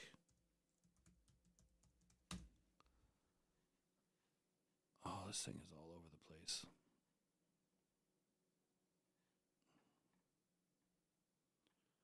We're just not smooth today. I'll make sure this is better tomorrow. That's all right. Well, while you're looking that up, I'll go over his weaknesses. Go for it. That I had. So inconsistent finishing and tackling. Some reports note that Alexander misses opportunities to make plays behind the line of scrimmage, indicating a need for improved finishing and tackling consistency. Late recognition and pad level issues. So here's another pad level issue guy. He can sometimes be slow to hold his gaps against inside runs and may overthink his plan of attack. His pad level and leverage can also wane as games progress. So as it gets into the third and fourth quarter. So when I look at some of the other, mocks for him, Daniel Jeremiah has him as a top 50. Matter of fact, he's number 47. For Daniel Jeremiah. He was on the freaks list as the number 40. And here's what Feldman had to say. He said, the 6'4", 304-pounder bench press 400 pounds, hit 20 miles per hour in the GPS, and vertical jump 30 inches last offseason. He had 40 tackles, 7.5 tackles for loss, 3.5 sacks, and 158-yard pick six. So, yeah, impressive. He's almost 25 years old. That's a little concerning that he's a little bit older. I think that you'd want these 21, 22-year-old, prospects before an older, 25-year-old, especially in the defensive line. He has, in my opinion, some elite measurables. I mean, he's almost 6'4". I like my defensive tackles to be between 6'3.5" and 6'4.5". To me, like, that's a perfect height when you start to factor in length of arms, wingspan, weight, and everything else that you can carry on a body that big. He's 305 pounds. That makes him a little bit smaller of a defensive tackle. He's definitely not a nose tackle. 34-inch arms is great. 82 and 7/8-inch wingspan is elite. Like, he's got an elite ape index score. A sub 4.5, 40 at 4.95. His 10-yard split at 1.71 is pretty damn good for a defensive tackle carrying that kind of weight. Vertical jump at 31.5 inches is elite. 9-foot 3-inch broad jump is really good. And I think that he tested well. I think that he has a big body to build off of. I'm just not impressed by Toledo. And I know I shouldn't say that because last year the cornerback that came out, was it Quinyon Johnson? Quinyon Mitchell, whatever his name was, ended up being a really good corner. But and that's what they were worried about with him, was that he came from a small school. But I think that you can look at one-on-ones, corner, wide receiver, a little bit easier than you can look at defensive line. Only reason why I say that is like there's so much going on a defensive line that has to work together. Well, as a corner, you're on your own, right? You're on your own. So if you're doing something wrong, it is going to show up big time as a corner. As a defensive tackle, you're relying on everybody to do their job. And so if someone's not doing their job, it may make you look bad. But it takes a lot of tape and a lot of understanding to be able to point those things out. So for me, I'll give you the background here. first, and then I'll give you my take on him. Darius Alexander, one of 4 children, grew up in Fort Wayne, Indiana.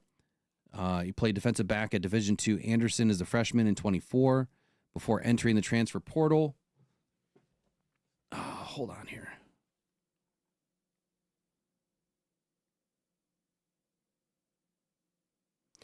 I said that wrong. His brother, Darian, played defensive back at Division II Anderson as a freshman in 2024 before entering the transfer portal. Alexander has a 6-year-old son, Messiah, who lived with him in Toledo the past few years. Alexander obviously attended Fort Wayne High School, where he was a 4-year varsity letterman, played both ways, offensive tackle and defensive tackle. His talent earned him varsity reps as a freshman. He continued to make an impact on the defensive line as a sophomore, and as a junior, he earned honorable mention, All-State honors, 97 tackles, 16 tackles for loss, 5 sacks, and a forced fumble. The fact that he has both ways, or he's played both ways, offense and defense, on the line, is there a possibility that they could try to recruit him to maybe play offensive line in a pinch? Maybe change his position completely? I doubt it, but, there's wilder things that have happened. He was only a three-star recruit coming out of high school. He was 130th ranked weak side defensive end in 2019, and he was the number 30 recruit in Indiana. Defensive end George Karloftis was number 1. So he earned an invite to the opening camp in 2018. He was overlooked by most FBS programs in the area, but Toledo identified the talent early. So even back during the college prospecting time, of recruiting, he was overlooked big time. That's not good, right? So he goes to Toledo, has a standout career there. I mean, obviously is one of the best athletes in Toledo. Strengths, he has an NFL-ready frame, long arms, big hands. He's fluid for a big man, outstanding body control for his size to slip through gaps. He works well laterally to make plays up and down the field.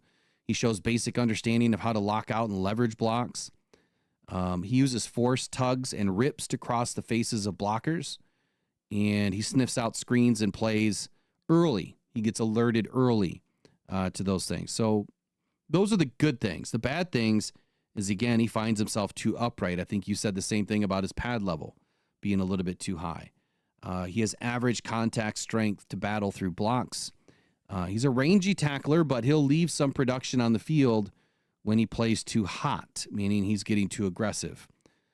He fights through traffic, but his rush plan often lacks cohesion, so it needs a little bit more refinement. Again, I think this guy's raw. I think that he's going to be a developmental talent, just like the first two we've spoken about. He's number 7 on the beast list, which I think is way too high. Like way too high. Doesn't mean that a team's not going to take a risk on him. I guess to wrap him up, look, he's a rangy defender against the run. I would question his ability against the pass. He plays too high with pad level. It shows up at times in the NFL. Coming from a smaller school, I think that he's going to have a lot to learn. It's not going to show up for him early. I think that he's a project. I don't think I'm wrong in this. He is a little bit more scheme versatile, but I still see him more as a 3-4, probably on the outside is where I would put him. At 305 pounds, 6'3", he could probably drop 20 pounds and get fast off the edge. He's already got good speed. We'll see.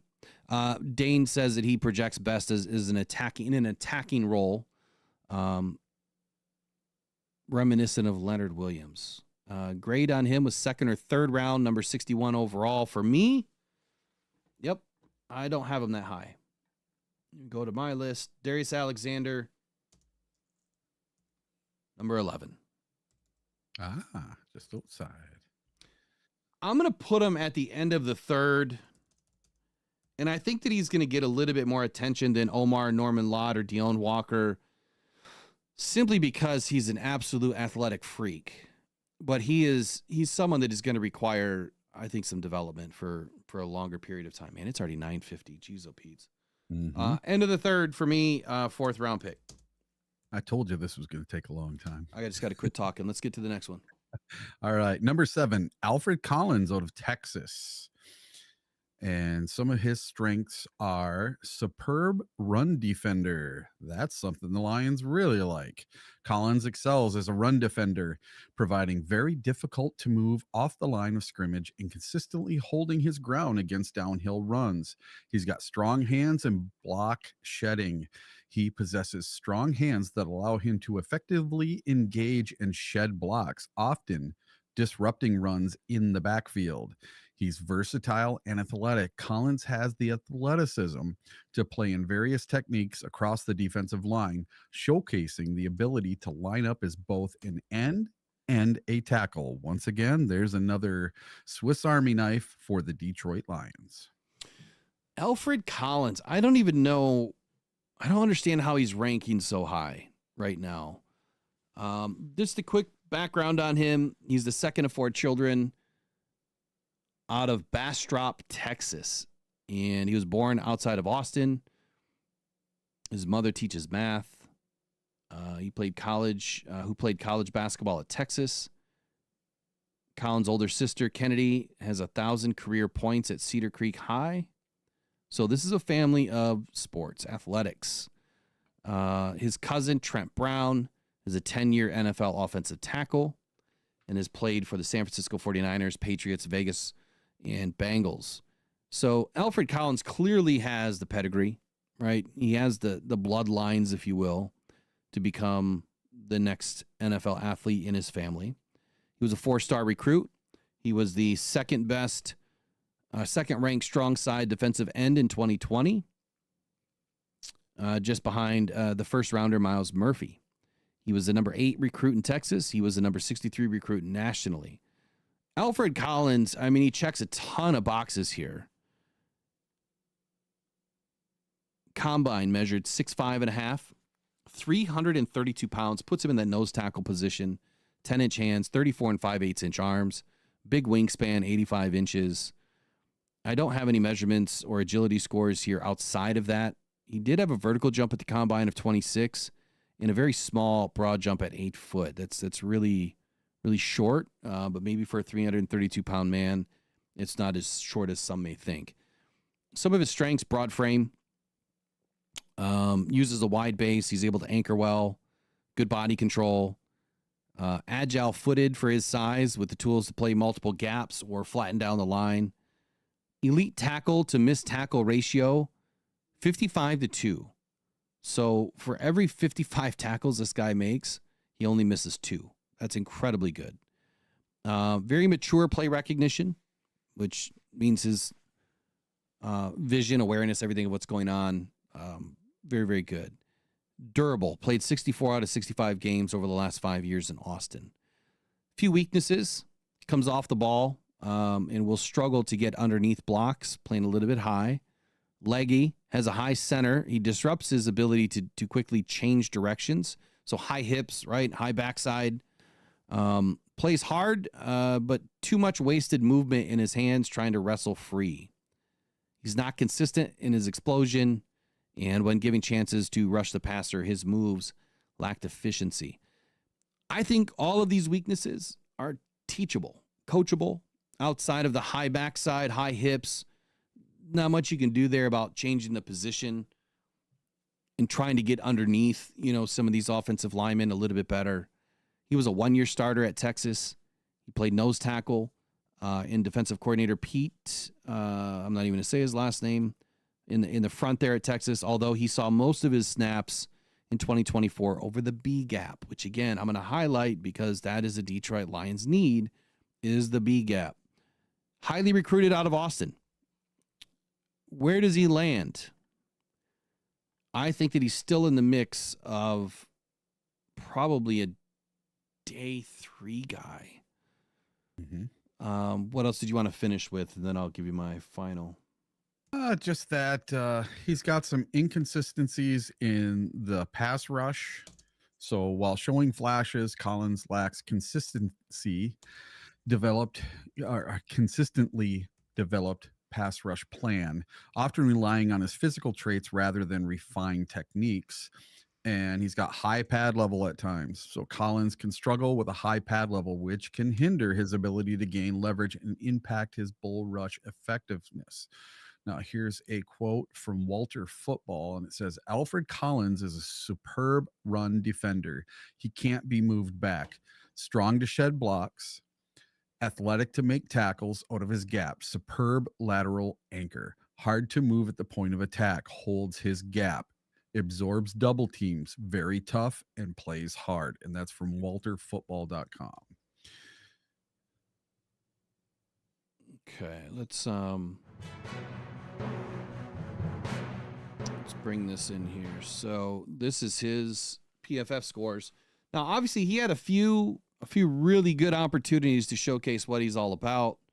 Obviously, going up against Michigan, Georgia, Ohio State. Ohio State was his worst game. Arkansas Razorbacks was his best game. I mean, he had some average to better than average games. Michigan was a good game that he had. If we look at his first look here, 6'5", 320 pounds. He's long, strong interior defensive lineman. Versatility to play anywhere from the O to the 5 technique. I would agree with that. Pass rush win rate, a little bit soft at 6.9%. Solid at run defense. True pass sets, he's good there too. A lot of this doesn't translate, obviously, to the NFL. What you see down here is he's played all across the defensive line, like it says, 0 to 5 technique. A gap, B gap, over the tackle, and minor outside tackle work. So he's versatile. I think that he could probably end up as a 3-4 nose tackle is where I see this guy ending up probably in his first year.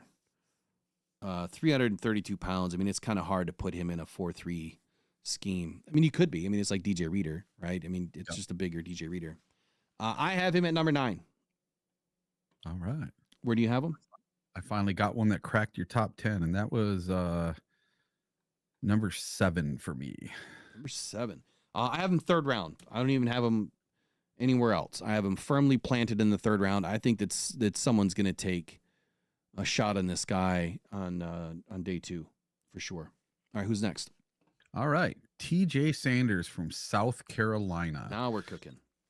And his strengths are quick to get off and acceleration. Sanders demonstrates a solid get off and good acceleration off the line of scrimmage, allowing him to gain an initial advantage against offensive linemen. Strong and violent against the run. He is noted for being strong and violent at the point of attack against the run with the ability to pop and control offensive linemen.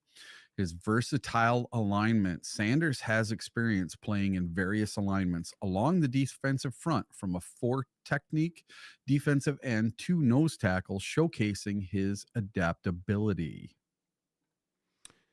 TJ Sanders, very early on in this process of looking at defensive tackles, he really showed up on tape to me. Little bit lesser known product for whatever reason. I really love what this guy does.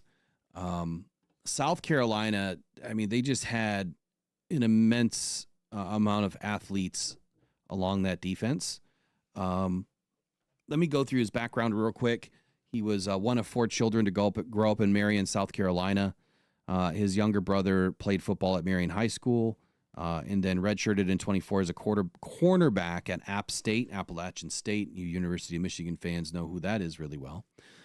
Sanders also has several other relatives who played college football, including Quaysheed Scott, who was a rising sophomore defensive back at Kentucky.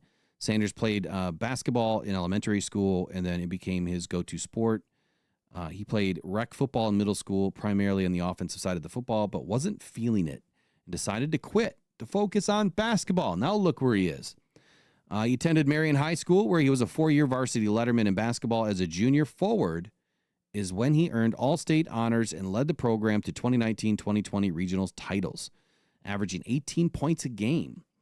At the coaxing of his friends and coaches, though, he started to return to football just before his junior season and moved to the defensive line for the first time. It's pretty crazy that he's only been playing football for about 5-6 years, right? And he was a 3-star recruit. He was the 81st ranked defensive lineman in 21. And then he was the number 8 recruit in South Carolina. Several Division II basketball programs recruited him, so he had multiple opportunities to play either position. 6'3" and 7/8 inches, 297 pounds. To me, he is the next Aleem McNeil. That's what he reminds me of when I watch his tape. He is like an exact mock of Aleem McNeil. Not quite Aleem, but pretty close.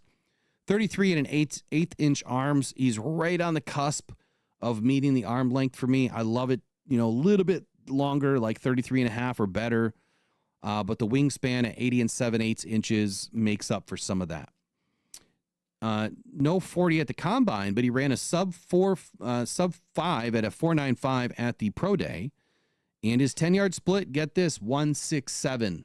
Now, when I look at measurements, like I do, I'm going to go to the elite of the elite because those are done. Best defensive tackles of all time. The average 10-yard split for Flexer Koch, Geno Atkins, Aaron Donald, Haloti Ngata, Ndamukong Suh, Chris Jones, Quinnen Williams, Javon Hargrave, Braden Fisk, Rashawn Gary, Christian Wilkins, Jonathan Allen, Aleem McNeil, Matabuiki, Jordan Davis, Kobe Turner, and Deron Payne is 1.68. TJ Sanders, 1.67. Average 40 time for all those elite, the best to ever do it, 4.88. Well, TJ Sanders, 4.95. So TJ, in my opinion, he lines up as a prospect that has elite measurables and agility. Now he just needs a little bit of coaching, right? He needs some technique development and some coaching. Very tall, athletic frame, long arms, good range, light on his feet. He moves very well laterally. This guy explodes upfield in a hurry. Very fluid getting off of blocks, uses his hands well. He flashes a lot of violence with his hands to be able to shed and move around quickly to get after the running back. Pushes the pocket well. He creates downhill momentum. He's more physical at the point of attack than he's not. Covers ground from the backside with a consistent motor. Quote by an NFL scout says, the coaches say he really matured and went from being late to meetings when he first got there to becoming a guy who sets the example of how to carry himself as an upperclassman, end quote. That's great development because darn well in a Dan Campbell and Brad Holmes style of a football team, you better be early. And even if you think you're early, you're still late. So you've got to get there on time. Weaknesses, though, is the desired mass at the next level. At 297 pounds, some NFL teams think that's too light. I don't think so. I mean, you can just look at some of the guys in the NFL now that are playing at sub 300 poundage on the defensive line. Sometimes you want a guy that can move a little bit quicker, that can knife through some of those offensive lines to get to the quarterback. And this is the kind of guy that can do that. 2-year starter at South Carolina, very versatile as a defensive tackle. I think that with his initial burst and everything that he shows consistently, this is going to be a fun guy to watch. He is one of my top picks for the Detroit Lions on day 2. If they have an opportunity to take him, I think that it would be a really good opportunity for him, but I think it would also be a really great opportunity for the Lions to have another developmental defensive tackle that I think is going to be able to hit the field earlier than expected. Let me take a look at his measurables here. We'll move on to the next one, or his stats here, excuse me.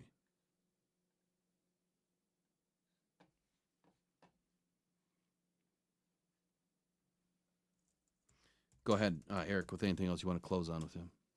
Oh, I just started going up to the next guy. So TJ Sanders is an impressive run defender with plenty of pop in his hands to win at the point of attack. And that helps him gain control of blocks and occasionally stand up interior offensive linemen at the line of scrimmage. He also appears to have long arms to help get extension and escape blocks. And that's from Bleacher Report. And then this also says TJ Sanders is a defensive tackle with a quick initial burst and notable strength against the run, capable of disrupting at the point of attack with violent hands and showing potential versatility along the defensive line. However, he needs to improve his pad level and lateral agility to become a more consistent and effective player at the pro level. So he had some pretty good opportunities here. I mean, Ole Miss, Kentucky, Texas A&M, Clemson, Illinois, Mizzou, Alabama, Oklahoma, really LSU, some really good opportunities to showcase his ability. Overall grade 82.4 in 2024, 13 games played, 468 defensive snaps, 5 sacks, 9 hits, 19 hurries, 2 batted balls. That 5 sack mark, that's really good for a defensive tackle. Lee McNeil averages about 4 a year. He had 5 the year before that. And I think that, you look at his last 2 seasons here, his best 2 seasons at South Carolina, pretty consistent numbers. I mean, everything is right in line. A B-gap guy, definitely, 394 snaps. I think that when you look at his true pass rush, 90.3. Again, we can't. Why is it not showing up the same? What is going on here? Hold on here. Why am I looking at something different than you? I don't know. All right. Let's get with the times there, OBS.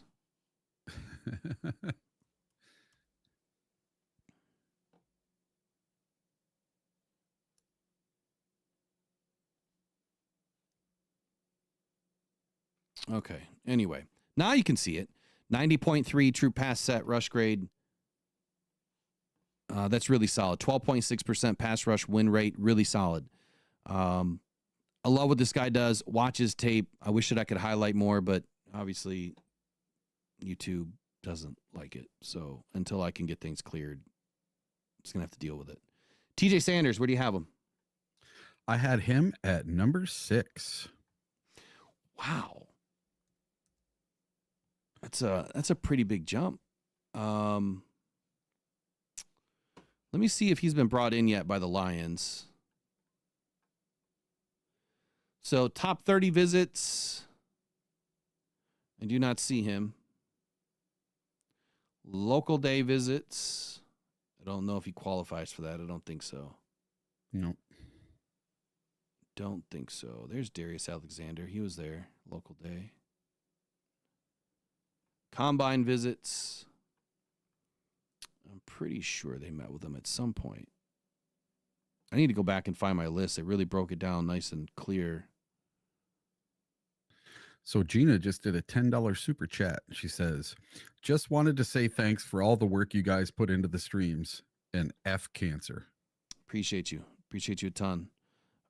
Thank you. Thank you. Let me dial this thing up here. Got the man. Touchdown, Detroit Lions. Jahmyr Gibbs.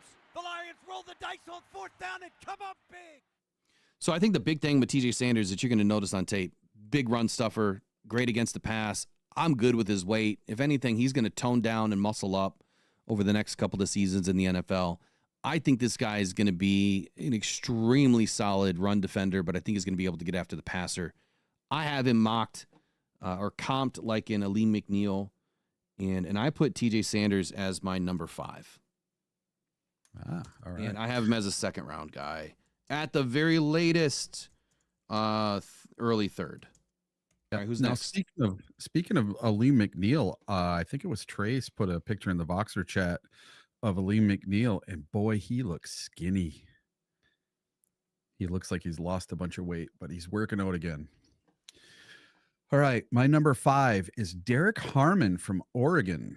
So this one might surprise a bunch of people as coming in at number 5, because I know a lot of people have him much higher. I'm sorry, who was this?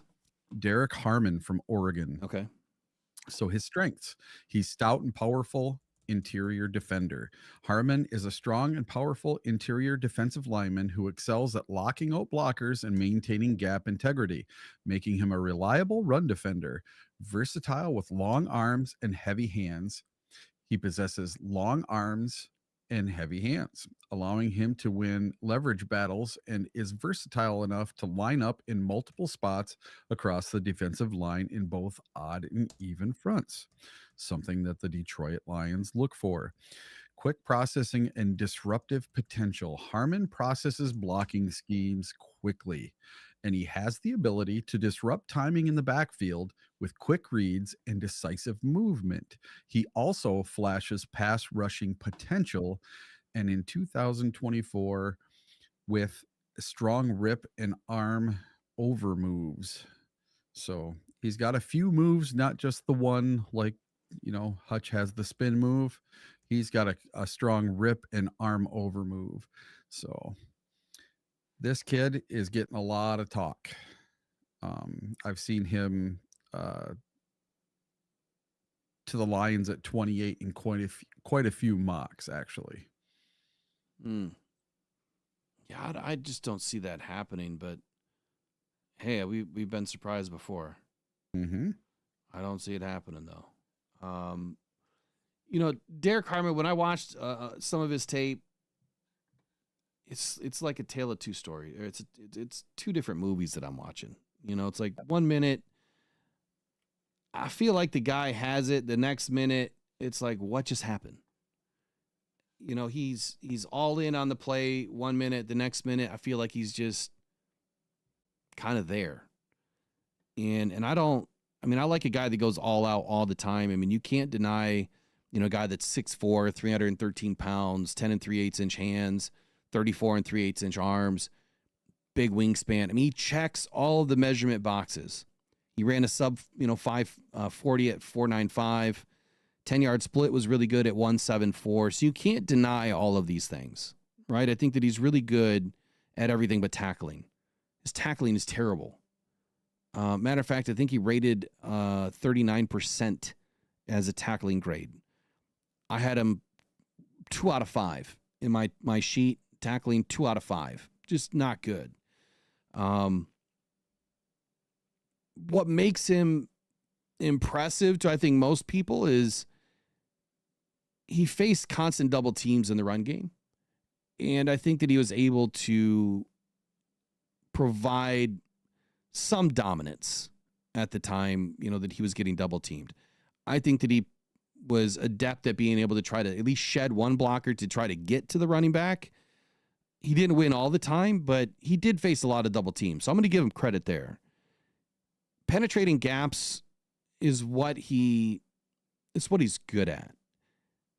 The problem I see is for Detroit, if we're running this gap and a half scheme, how are you going to get Derek Harmon to be able to penetrate gaps and maintain gap integrity at the same time as a pass rusher, and then also anchoring against combo blocks and, anchoring against the run opposition there and being able to, get after the quarterback or get after the running back. I think that I think he can do both. I think that he wins one-on-ones better than most. I'm just not as sold on his motor. Like, that was the one thing for me that I guess had me knocking Harmon maybe more than what other people think. Look, he has thunder hands, man. I mean, the guy, he has big, heavy mitts, and he uses them. He's natural power. I think that he brings elite upper body strength to the game each and every day. I think that he's really stable in his core. I think that he anchors well. I think that he identifies a way to beat, his opposition, but it's that motor. Like, great awareness. I think laterally he moves well. I think that he can knife through an offensive line, like the best of them in this draft class. He's got a nasty bull rush. I think you said it best where he has multiple different styles of pass rushing moves, but also just being a defensive tackle in this game, you have to be able to anchor in and beat the run, especially if you're going to become a Detroit Lion. I think that he's quick at processing if it's run or pass or screen. And again, I think that he plays with natural leverage. I think that his pad control is really good. Those are some of his better strengths. Let me take a look at what the Beast says.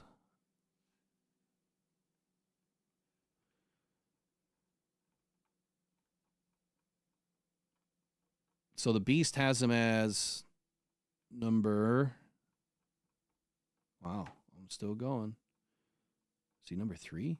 Oh my goodness, is he number 2? He's number 2. Wow, he's number 2 on the Beast list. So Here's their strengths. Big athletic man, desired size, length, quickness, big heavy hands.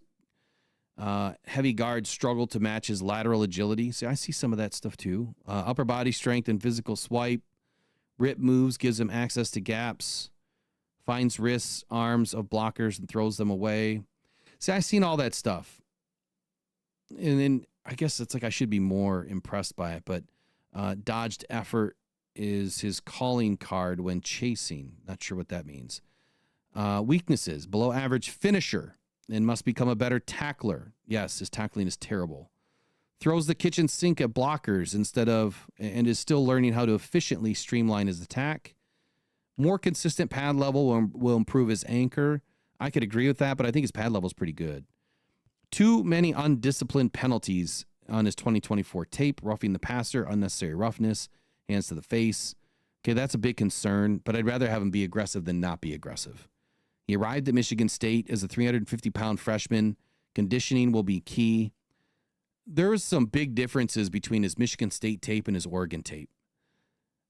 I'm really impressed, by a lot of the things that he does, but his motor, I have to see that motor is going to stay running. 1-year starter at Oregon. He lined up primarily over the B gap in the defensive alignment for the Michigan State Spartans, which, again, that makes a lot of sense for the Detroit Lions. A player can win different ways. Harmon forces blockers to attack air with his lateral explosiveness or uses long, crafty hands to swat away the reach of blockers. His grade is number 16 overall, first or second round by by the Beast. Where did you have him? I had Derek Harmon at number 5. I got him at number 4. I have him as a late first to a mid-second rounder. Yep, me too. I think that's where he's probably going to find his calling card. I haven't heard much negative on him outside of obviously his tackling. It's not good, but I haven't heard anything negative as far as anything else off the field. Not that we would necessarily find a whole lot of that, but I just haven't heard it, haven't seen anything. This defensive tackle class, if you haven't noticed, like we're highlighting some of the guys that are lesser known and then a couple that are known. Super deep class. I think that you're going to see a run of defensive tackles just like we used to see a run of wide receivers or a run of corners. Like you're going to see defensive tackles and edge in this draft that are just going to be piled on top of each other. I think at times you'll see 3-4 of them probably go in a row. Let me pull up his stats real quick.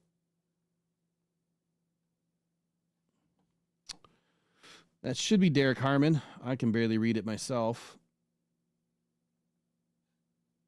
So Derek Harmon, true pass rush win rate, 17.6 is the best that I've seen yet. And for someone that, played in well over 500 snaps last year for Oregon, that's really good. His best game came against Ohio State twice. Week 7, and then also in the what game was that? It was one of the playoff games. That's where he scored his two best scores of the year. 91.2 true pass set rush grade, run defense grade 80.5, overall 83.9. He's a B gap specialist, 353 snaps, 7 hits last year, 5 sacks, 43 hurries, 2 batted balls. His tackling is where he has a problem. And that's where I'd love to see him get better at, is his tackling. So number 4 for me, late first, mid-second rounder. Not so sure the Lions are on him yet. What do you think? I've seen him mocked to the Lions a bunch of times, so I don't know. All right, who's next? Myself, if he's there at the end of the first, it just depends on who the edge players are. If all of the really good edge players are gone, then I'm taking the best DT available. And if Harmon's the best one left, that's who I'm taking. I think that's a good plan. Who do you have up next? All right. Number 4, Tyreek Williams from Ohio State. Some of his strengths: he's got good movement skills for his size. Williams, at around 6'3" and over 320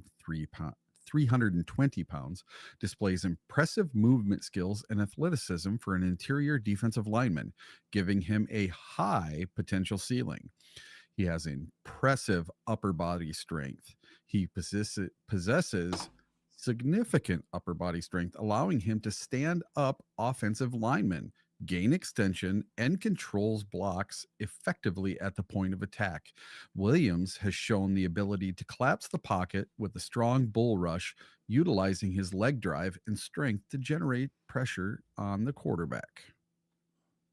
So Tyreek Williams, like I said earlier, he was one of the guys that I caught at the combine that really just, I mean, he caught my eye. The way that he moved through some of those drills, I mean, you couldn't help but be excited for where he's going next. He was a 4-star recruit, 25th best ranked defensive lineman coming out of high school in the 21 recruiting class. He was number 6 out of Virginia. After his sophomore season, he picked up his first FBS offer from Virginia and then a second at Virginia Tech. He added offers from several Big Ten schools: Michigan, Penn State, and SEC, Georgia, Tennessee, Texas A&M. He narrowed it down to the top 6 and ended up being Alabama, LSU, North Carolina, Ohio State, South Carolina, and Virginia Tech. Clearly, he originally picked Alabama, but another defensive line recruit, Tim Keenan, filled his spot. So Alabama ended up turning him down. Be interested to know what happened to Tim Keenan. So he shifted his focus in relationship to Ohio State with defensive line coach Larry Johnson, and then he committed to the Buckeyes in 2020. He was the 14th ranked recruit in Ohio State's 21 recruiting class, 2 spots ahead of Marvin Harrison Jr. He graduated with a degree in sports industry. He declined his invitation to the Senior Bowl because of Ohio State's deep playoff run. A lot of awards for this guy. He's really racked up a good career at 6'2" and 7/8", 334 pounds. I think he projects a little bit better as a nose tackle at the next level. Short arm syndrome here, though. 32-inch arms. This is what concerns me about him. And as much as I am impressed by his ability on field, this has me a little bit worried. Is his arms going to be a problem as a nose tackle? Potentially. You know, if these guards and centers are able to lock in and you can't free yourself, that could be a problem. Being able to reach and get to the next gap over to pull down a running back could be a problem. Outside of that, look, he's got a thick frame. He's got large hands. I think that he anchors well. He does quickly break down blocks in the run game with hip explosion and extension at contact, but he's not using his arms to do that. He maintains gap integrity. He uses good natural leverage. He stays balanced through the congestion, and he has good upfield burst once he defeats hands of blockers. That was according to the Beast. Some of his weaknesses, according to the Beast: below average length and can be out-levered if he doesn't win off the snap. That's a big one for me. That's where the arms come into play. Doesn't consistently collapse the pocket as a pass rusher. Well, thankfully he's a nose tackle, and he doesn't really have to rush the passer as often. But obviously, you want to see these guys get after the passer to some degree. Needs to mature his pass rush plan beyond his initial attack. Okay, strong backs can run through his fingertip tackles. Well, if he had another 2-3 inches of arm length, they wouldn't be fingertips anymore. Poor leverage at times is what I noticed. I don't have all my notes in front of me, but I think that he has a good career at the next level. I'm just a little bit concerned about the arm length. I think that it shows up in his tackling. Clearly, the Beast says that it shows up when he doesn't win and he gets out-levered off the snap. So for those reasons, I would have had him higher, but I have him at number 6. I had him at number 4. I see him as a second round potential. Someone's going to probably get him earlier than what I'm thinking as the number 6 guy off the board right now. And all this will change next week anyway. But second round, I think third round is probably his latest. lead us where he's going to end up. All right, who's next? We got a few more to go. All right. Walter Nolan of Old Miss. Some of his strengths. He's got an explosive first step and quickness, allowing him to immediately pressure offensive blockers and penetrate into the backfield. He is a strong and powerful interior defensive lineman capable of being a reliable run stopper while also providing high-level pass rushing reps, offering alignment versatility.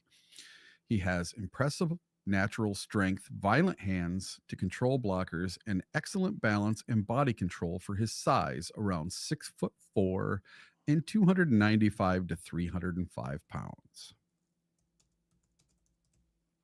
Walter Nolan, man, I think that he's a well-regarded, polished defensive tackle in this draft class. Yes, I have him ahead of a few other guys that may shock you, but watch his tape. That's all I got to tell you. Just watch his tape. I think that he, has all of the gifts. He needs a little bit of coaching, obviously, like they all do. He needs some technique training. I think he does need to re-identify, from pass rush to run defense. I think that he needs to re-identify what his plan is going to be from down to down. I feel sometimes he gets a little bit lost there, but mostly I think that he stays, in his gaps. I think he's very good in gap, with gap integrity. He's really explosive off the snap. I think that he's equally explosive with his hands. Same thing that the Beast says, I agree with. And to further accentuate his strengths here by the Beast, they say that he weaponizes length to stab and flashes a twitchy slap arm over move. Yes, yes, and yes. Watch it happen on tape. The guy gets long in a hurry. Now, he only has 32.5-inch arms, so he has that short arm issue. His wingspan is 78 5/8 inches. So let me do the math real quick.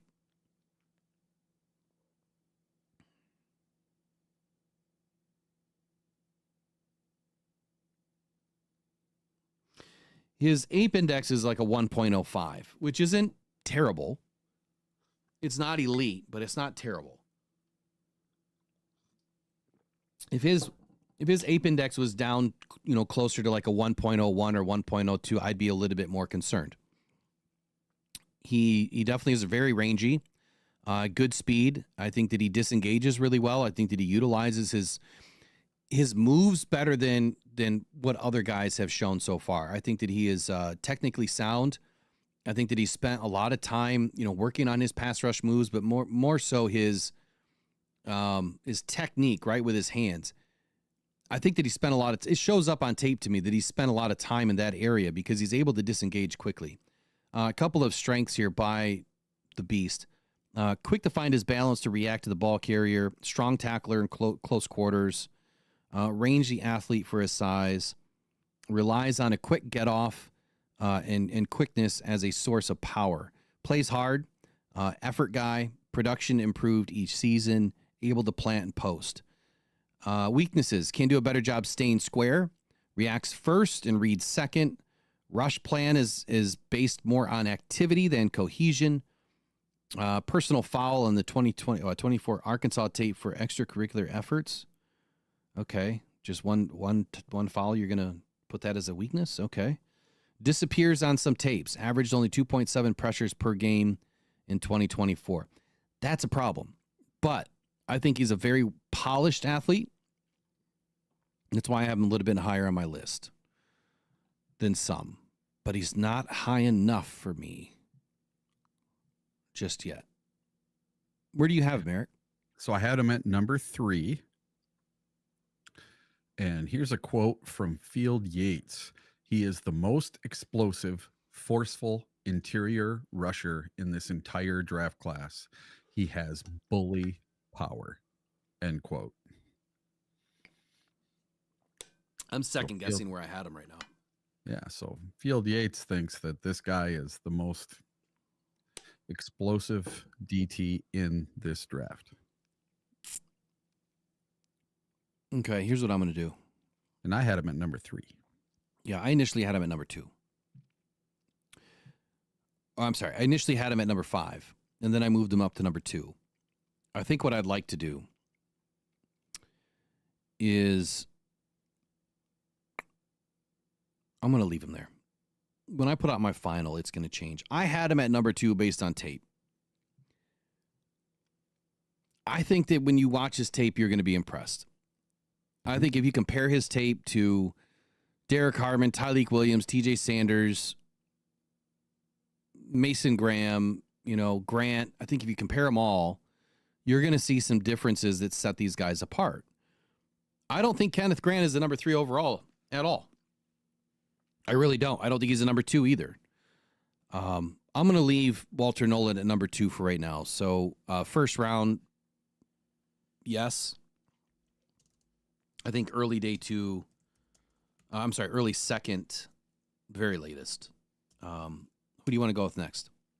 All right. So number 2 is Kenneth Grant from the University of Michigan. That is your number 2? That's my number 2. Okay. So that means Mason Graham is your number 1. Well, hey, we were getting there. Well, everyone knows. Yeah. Yeah. So Kenneth Grant, defensive tackle out of Michigan. Some of his strengths: he's exceptional size and athleticism. Is 6'4", around 330 pounds. Grant possesses rare size combined with impressive athleticism for interior defensive linemen. This allows him to be disruptive against both the run and the pass. He is an elite run defender. Multiple sources highlight Grant's ability to dominate at the line of scrimmage against the run. He uses his size and power to hold his ground and disrupt rushing lanes. As a pass rusher, while primarily known for his run defense, Grant has shown potential as a pass rusher with good first step quickness and violent hands, recording 6.5 sacks in his college career. So, look, Kenneth Grant had the ability to play next to Graham. So the question I'm going to ask is, how often do we see players benefit from the players next to him? Do you see that being an issue here? Possibly. I kind of did. Even though I love Mason Graham's measurables. He's got a 1.10, 1.10 ape index. Long arms, 33.5, but a long wing and a long ape index matter. 6 foot 3.5 inches, exactly where I like to see my defensive tackles. 330 pounds, projects more as a nose tackle to me. He moves well, but the problem that I have is, he only measured up at his pro day for his agility scores. 5.13, a 172 on the 10-yard, 31-inch vertical, 8.9 broad. Look, all great numbers. 27 on the bench. How did he go up 5 reps on the bench? That's crazy. He really put it in at the pro day. He must have been a little bit more excited that day. But look, he's a wide body. When I looked at Graham and Grant standing next to each other at the combine, there's a big difference in width here. Grant is like his shoulders come down like this and in, whereas Graham is out like this and then down. Big difference. It almost looked like Graham has shoulder pads on, but he doesn't.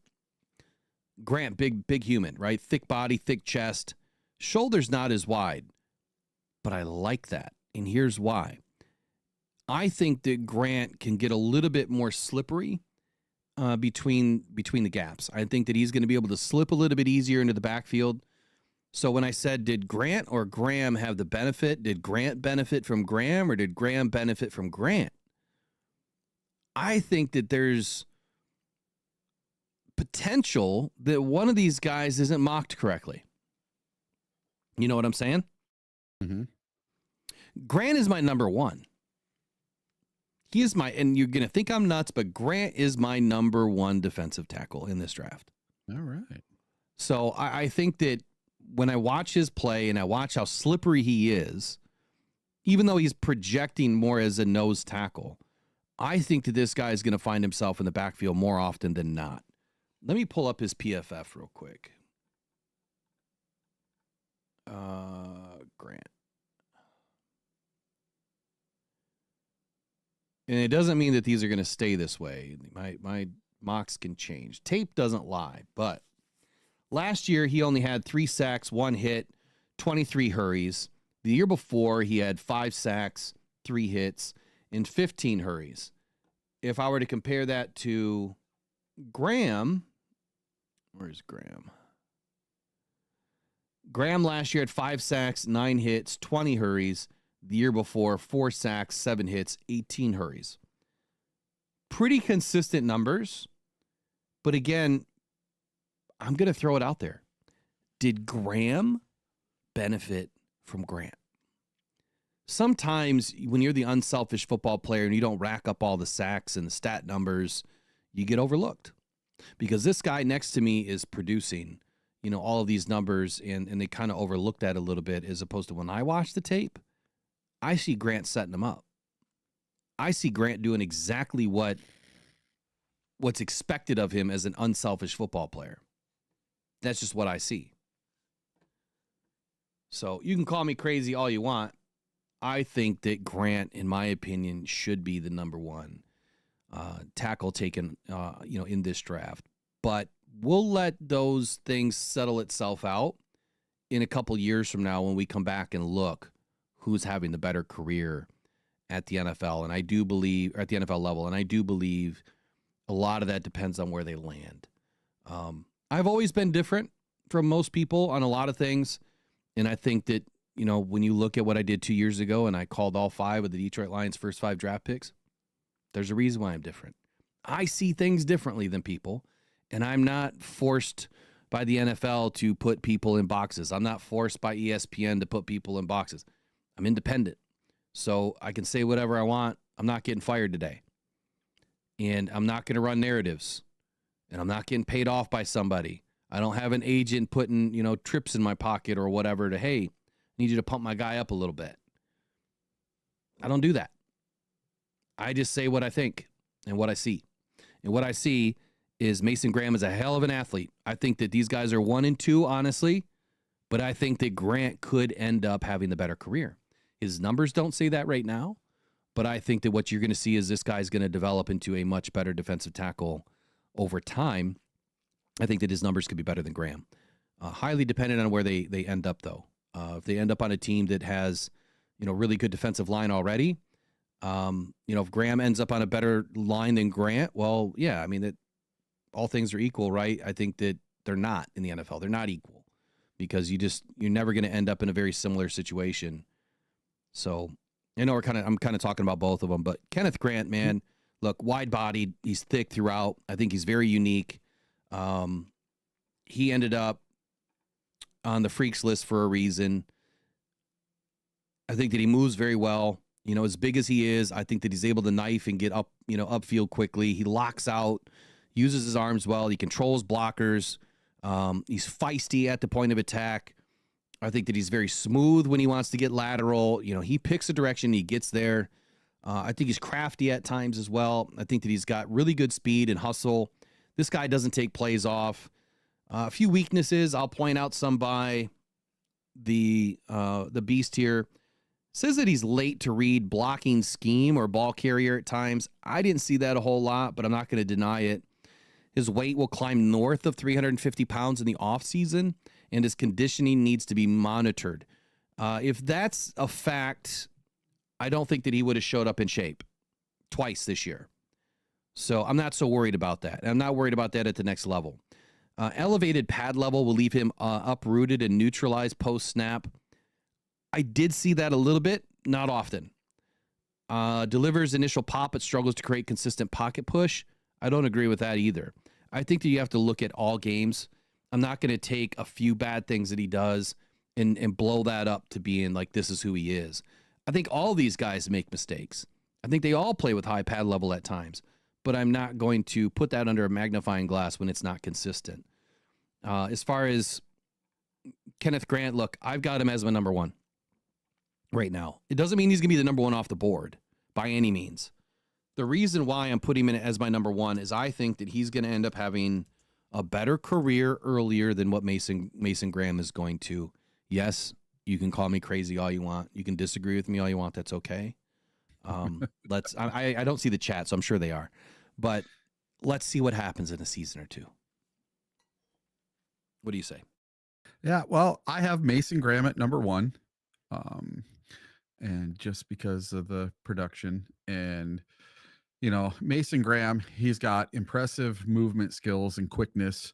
Graham demonstrates excellent agility and quick get off for his size. He's around 6'3", 315 pounds, allowing him to penetrate the line of scrimmage and disrupts plays. He's strong and stout at the point of attack. He possesses significant strength and a wide base, enabling him to hold his ground against single blocks and effectively handle combo blocks and double teams, showcasing good leverage. He's got a high motor and relentless effort. Graham is consistently praised for his nonstop motor and effort throughout the play, rarely taking plays off and exhibiting good closing speed when pursuing quarterbacks or running backs. So that's something I would love to see on the Lions. Another player that just never stops. So it's like Hutch. He's out there for 90% of the plays, and he never stops. He doesn't take a play off. So those kind of players are what I'm looking for with the Detroit Lions. Hutchinson's motor is impressive. It's impressive. I got to give him that. It's impressive. So Mason Graham, let me just break it down with the beast here. Mason Graham, born and raised in Southern California, started playing organized sports at age 4. Often played up a level or two because of his size. Go figure. He was named MVP of his junior high team. He attended Servite High, an all-boys prep school in Anaheim, California. Produced several NFL players like Trent McDuffie, Ryan Khalil, Matt Khalil. He enrolled as a 6'1", 215-pound linebacker, but moved to the defensive line. All of Servite's players played both ways, so he also lined up as an offensive tackle. After playing JV as a freshman, Graham moved up to varsity as a sophomore and became a starter, posting 34 tackles, 2 sacks. Servite's fall football schedule in 2020 was pushed to the spring of 21 because of the pandemic. Graham finished that year with 9 tackles and 2 sacks. He had his best season as a senior. 60 tackles, 22 tackles for loss, and 14 sacks. Hell of a career in high school, but it's high school, right? Servite's 2021 team included other high-profile recruits like wide receiver Tetaroya McMillan, tight end Keon Burnett, quarterback Noah Fifida, and linebacker Jacob Manu. All 4 signed with Arizona in 2022. As a freshman and sophomore, Graham played basketball and track. His personal best, 41 feet, 4 inches in the shot put, 107.5 in the discus. He also joined the wrestling team as a freshman and could have been a high-profile wrestling recruit. So look, he's just got a knack for agility.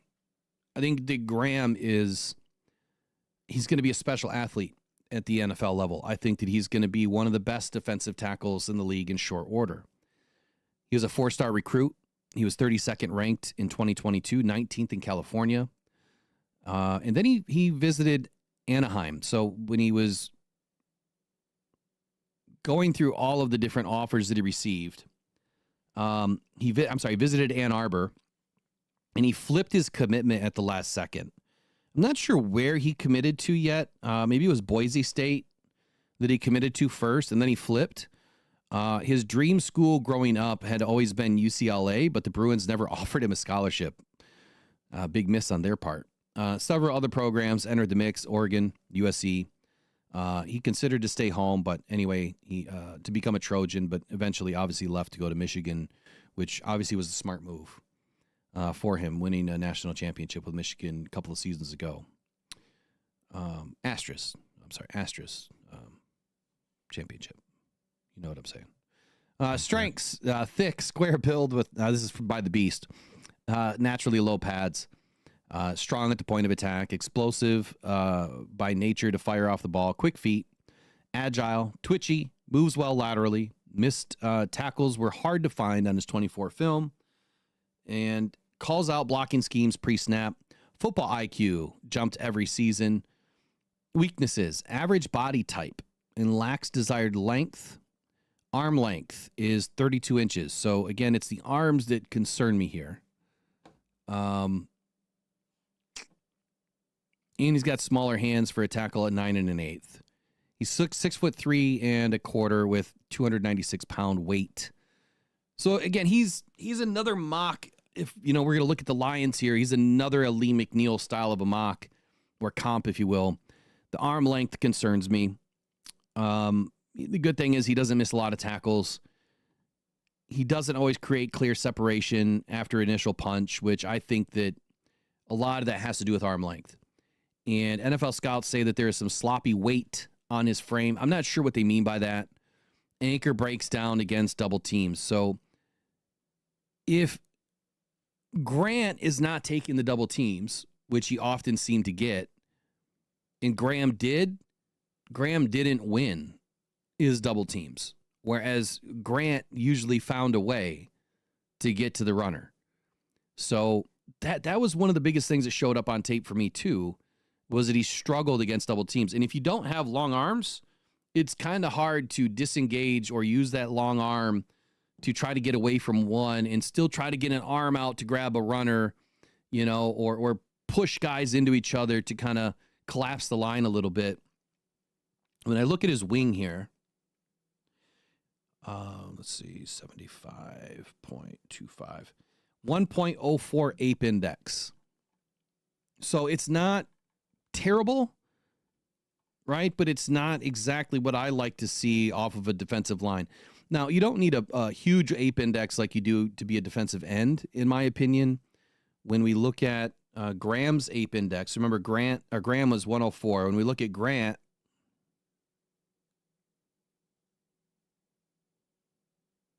wow, they're identical in height, are they? Both 6'3.5". Looks like that. Yeah. So 6'4". Grant, just purely going off of this stat alone, is why I would have him ahead of Graham. 1.09. Elite when it comes to his ability to be able to get off of blockers and utilize those long arms. Now, you guys know I'm a stupid stat nut, and that's okay. I think that they matter.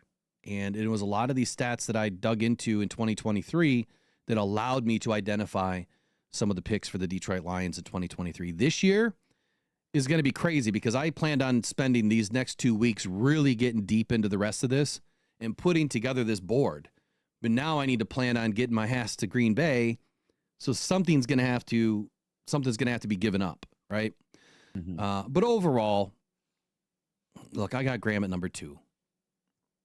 I got him at number 2. I got Grant as number 1. This is why I said I had to change something, because I initially had Nolan at number 2. I'm going to have to drop him at number 3, and I really want to drop him further. But my list right now, if we were to run through on what we just talked about, it's Grant at 1, Graham at 2, Nolan at 3, Harmon at 4, Sanders at 5, Tyreek Williams at 6. And that's it. Alfred Collins at 9. Darius Alexander, Omar Norman-Lott, and Dion Walker are not my top 10. If I were to give you the top 10 from some of the other, like Daniel Jeremiah's top 50, Mason Graham, Derek Harmon, Walter Nolan, Kenneth Grant, Darius Alexander are all in his top 50. So it's kind of funny, right? He has Walter Nolan in there, Graham, Grant, and Harmon, and Alexander. Whereas for me, I think that I would have, I guess, all of the same, but I would probably somehow sneak TJ Sanders in there. Somehow. I think TJ Sanders is going to shock some people. I really do. I like his work. So what do you want to finish with, man? I think that's about it. Listen, this was a fun exercise to go through, and tomorrow we're going to do, I can't remember which. Tomorrow? Here, I'll tell you. And tomorrow we're just going to get right into it because obviously this takes a long time. Yeah, I told you it was going to take a long time. And the first one always sucks, especially when I'm having issues right now. I don't understand what's going on in the back end, but it's all right. We're having some issues. So the schedule tomorrow is corners, and then next week it starts with linebackers. Then we're going to dip into edge rushers, and then we go to quarterbacks, then wide receivers, guards and centers and tackles, and then we're going to finish with running backs and tight ends on the 18th. And then that'll wrap up positional review. And then after that, it's going to get into final mocks. And then it's going to be window time to Green Bay shortly after that. And I don't know, I'll probably do some videos while I'm heading up. I wish I had someone traveling with me. Unfortunately, Megan can't come, so I'll be rolling solo until I meet up with you. Yeah. Okay. Oh, I looked last night too. I'm probably going to get a hotel room for probably Tuesday and Wednesday night as well in the exact same hotel. So, well, that works out. I was looking for the same thing. Yeah, because it's pretty cheap. It's like $100-something a night. So I don't know how you found that. I was looking everywhere and had to be like 45 minutes, by the water, to find anything that wasn't $300-400 a night. No, I just went to just the same hotel I'm already staying in and just looked at 2 more nights. Man, almost wondering if you could just package it with something and then it would be a cheaper rate, but I don't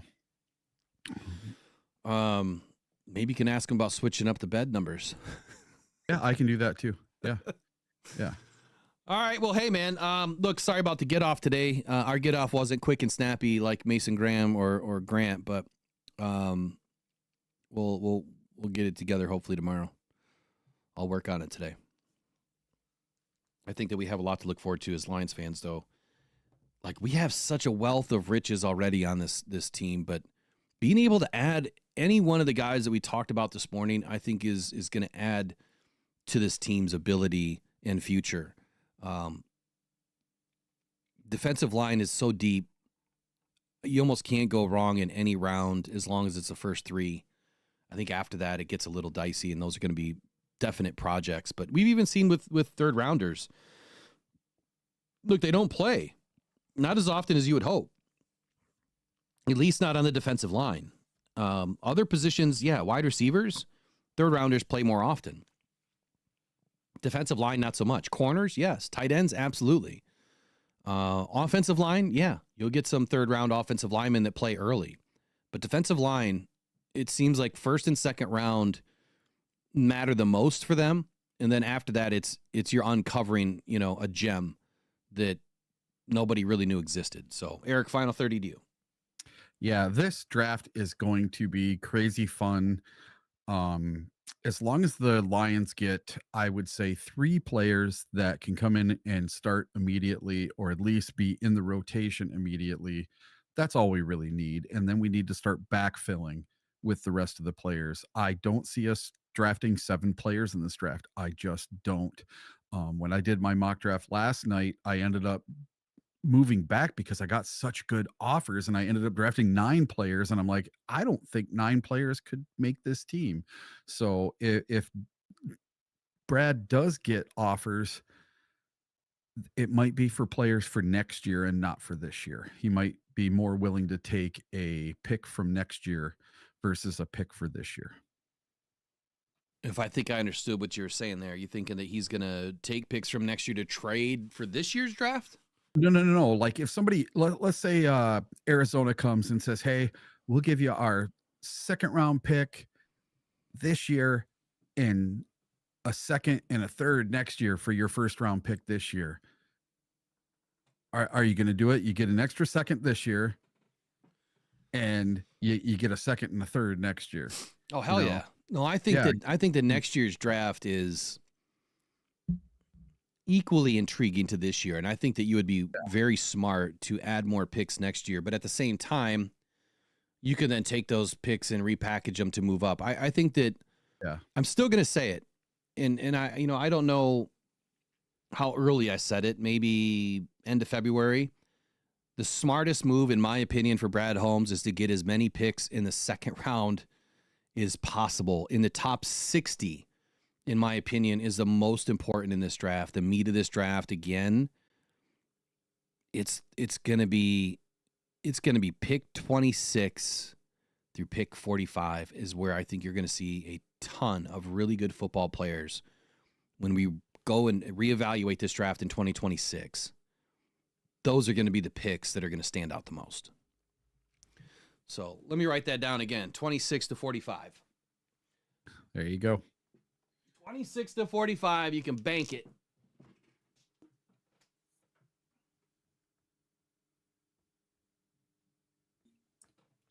All right.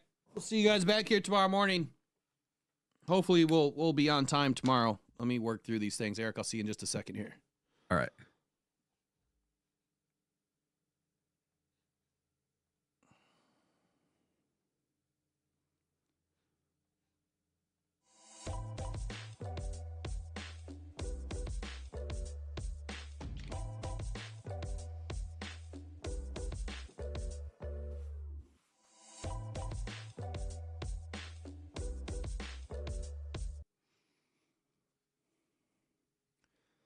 Hey, thank you for watching this edition of the Rise and Grind Morning Show. If you guys haven't learned by now, we're going to be at the Green Bay draft here in 2025. Round 1, we're going to be covering from the radio room, and we're going to be doing Rockhound Podcast Network's version of our draft coverage live in Radio Row. So join us, subscribe, like, do the thing. You know what to do. Send it to a friend. Get him to subscribe. Let's get to 10,000 so we can give away 2 tickets to opening day. Detroit Lions, Ford Field. We'll see you guys in the next one. Take care. Bye-bye.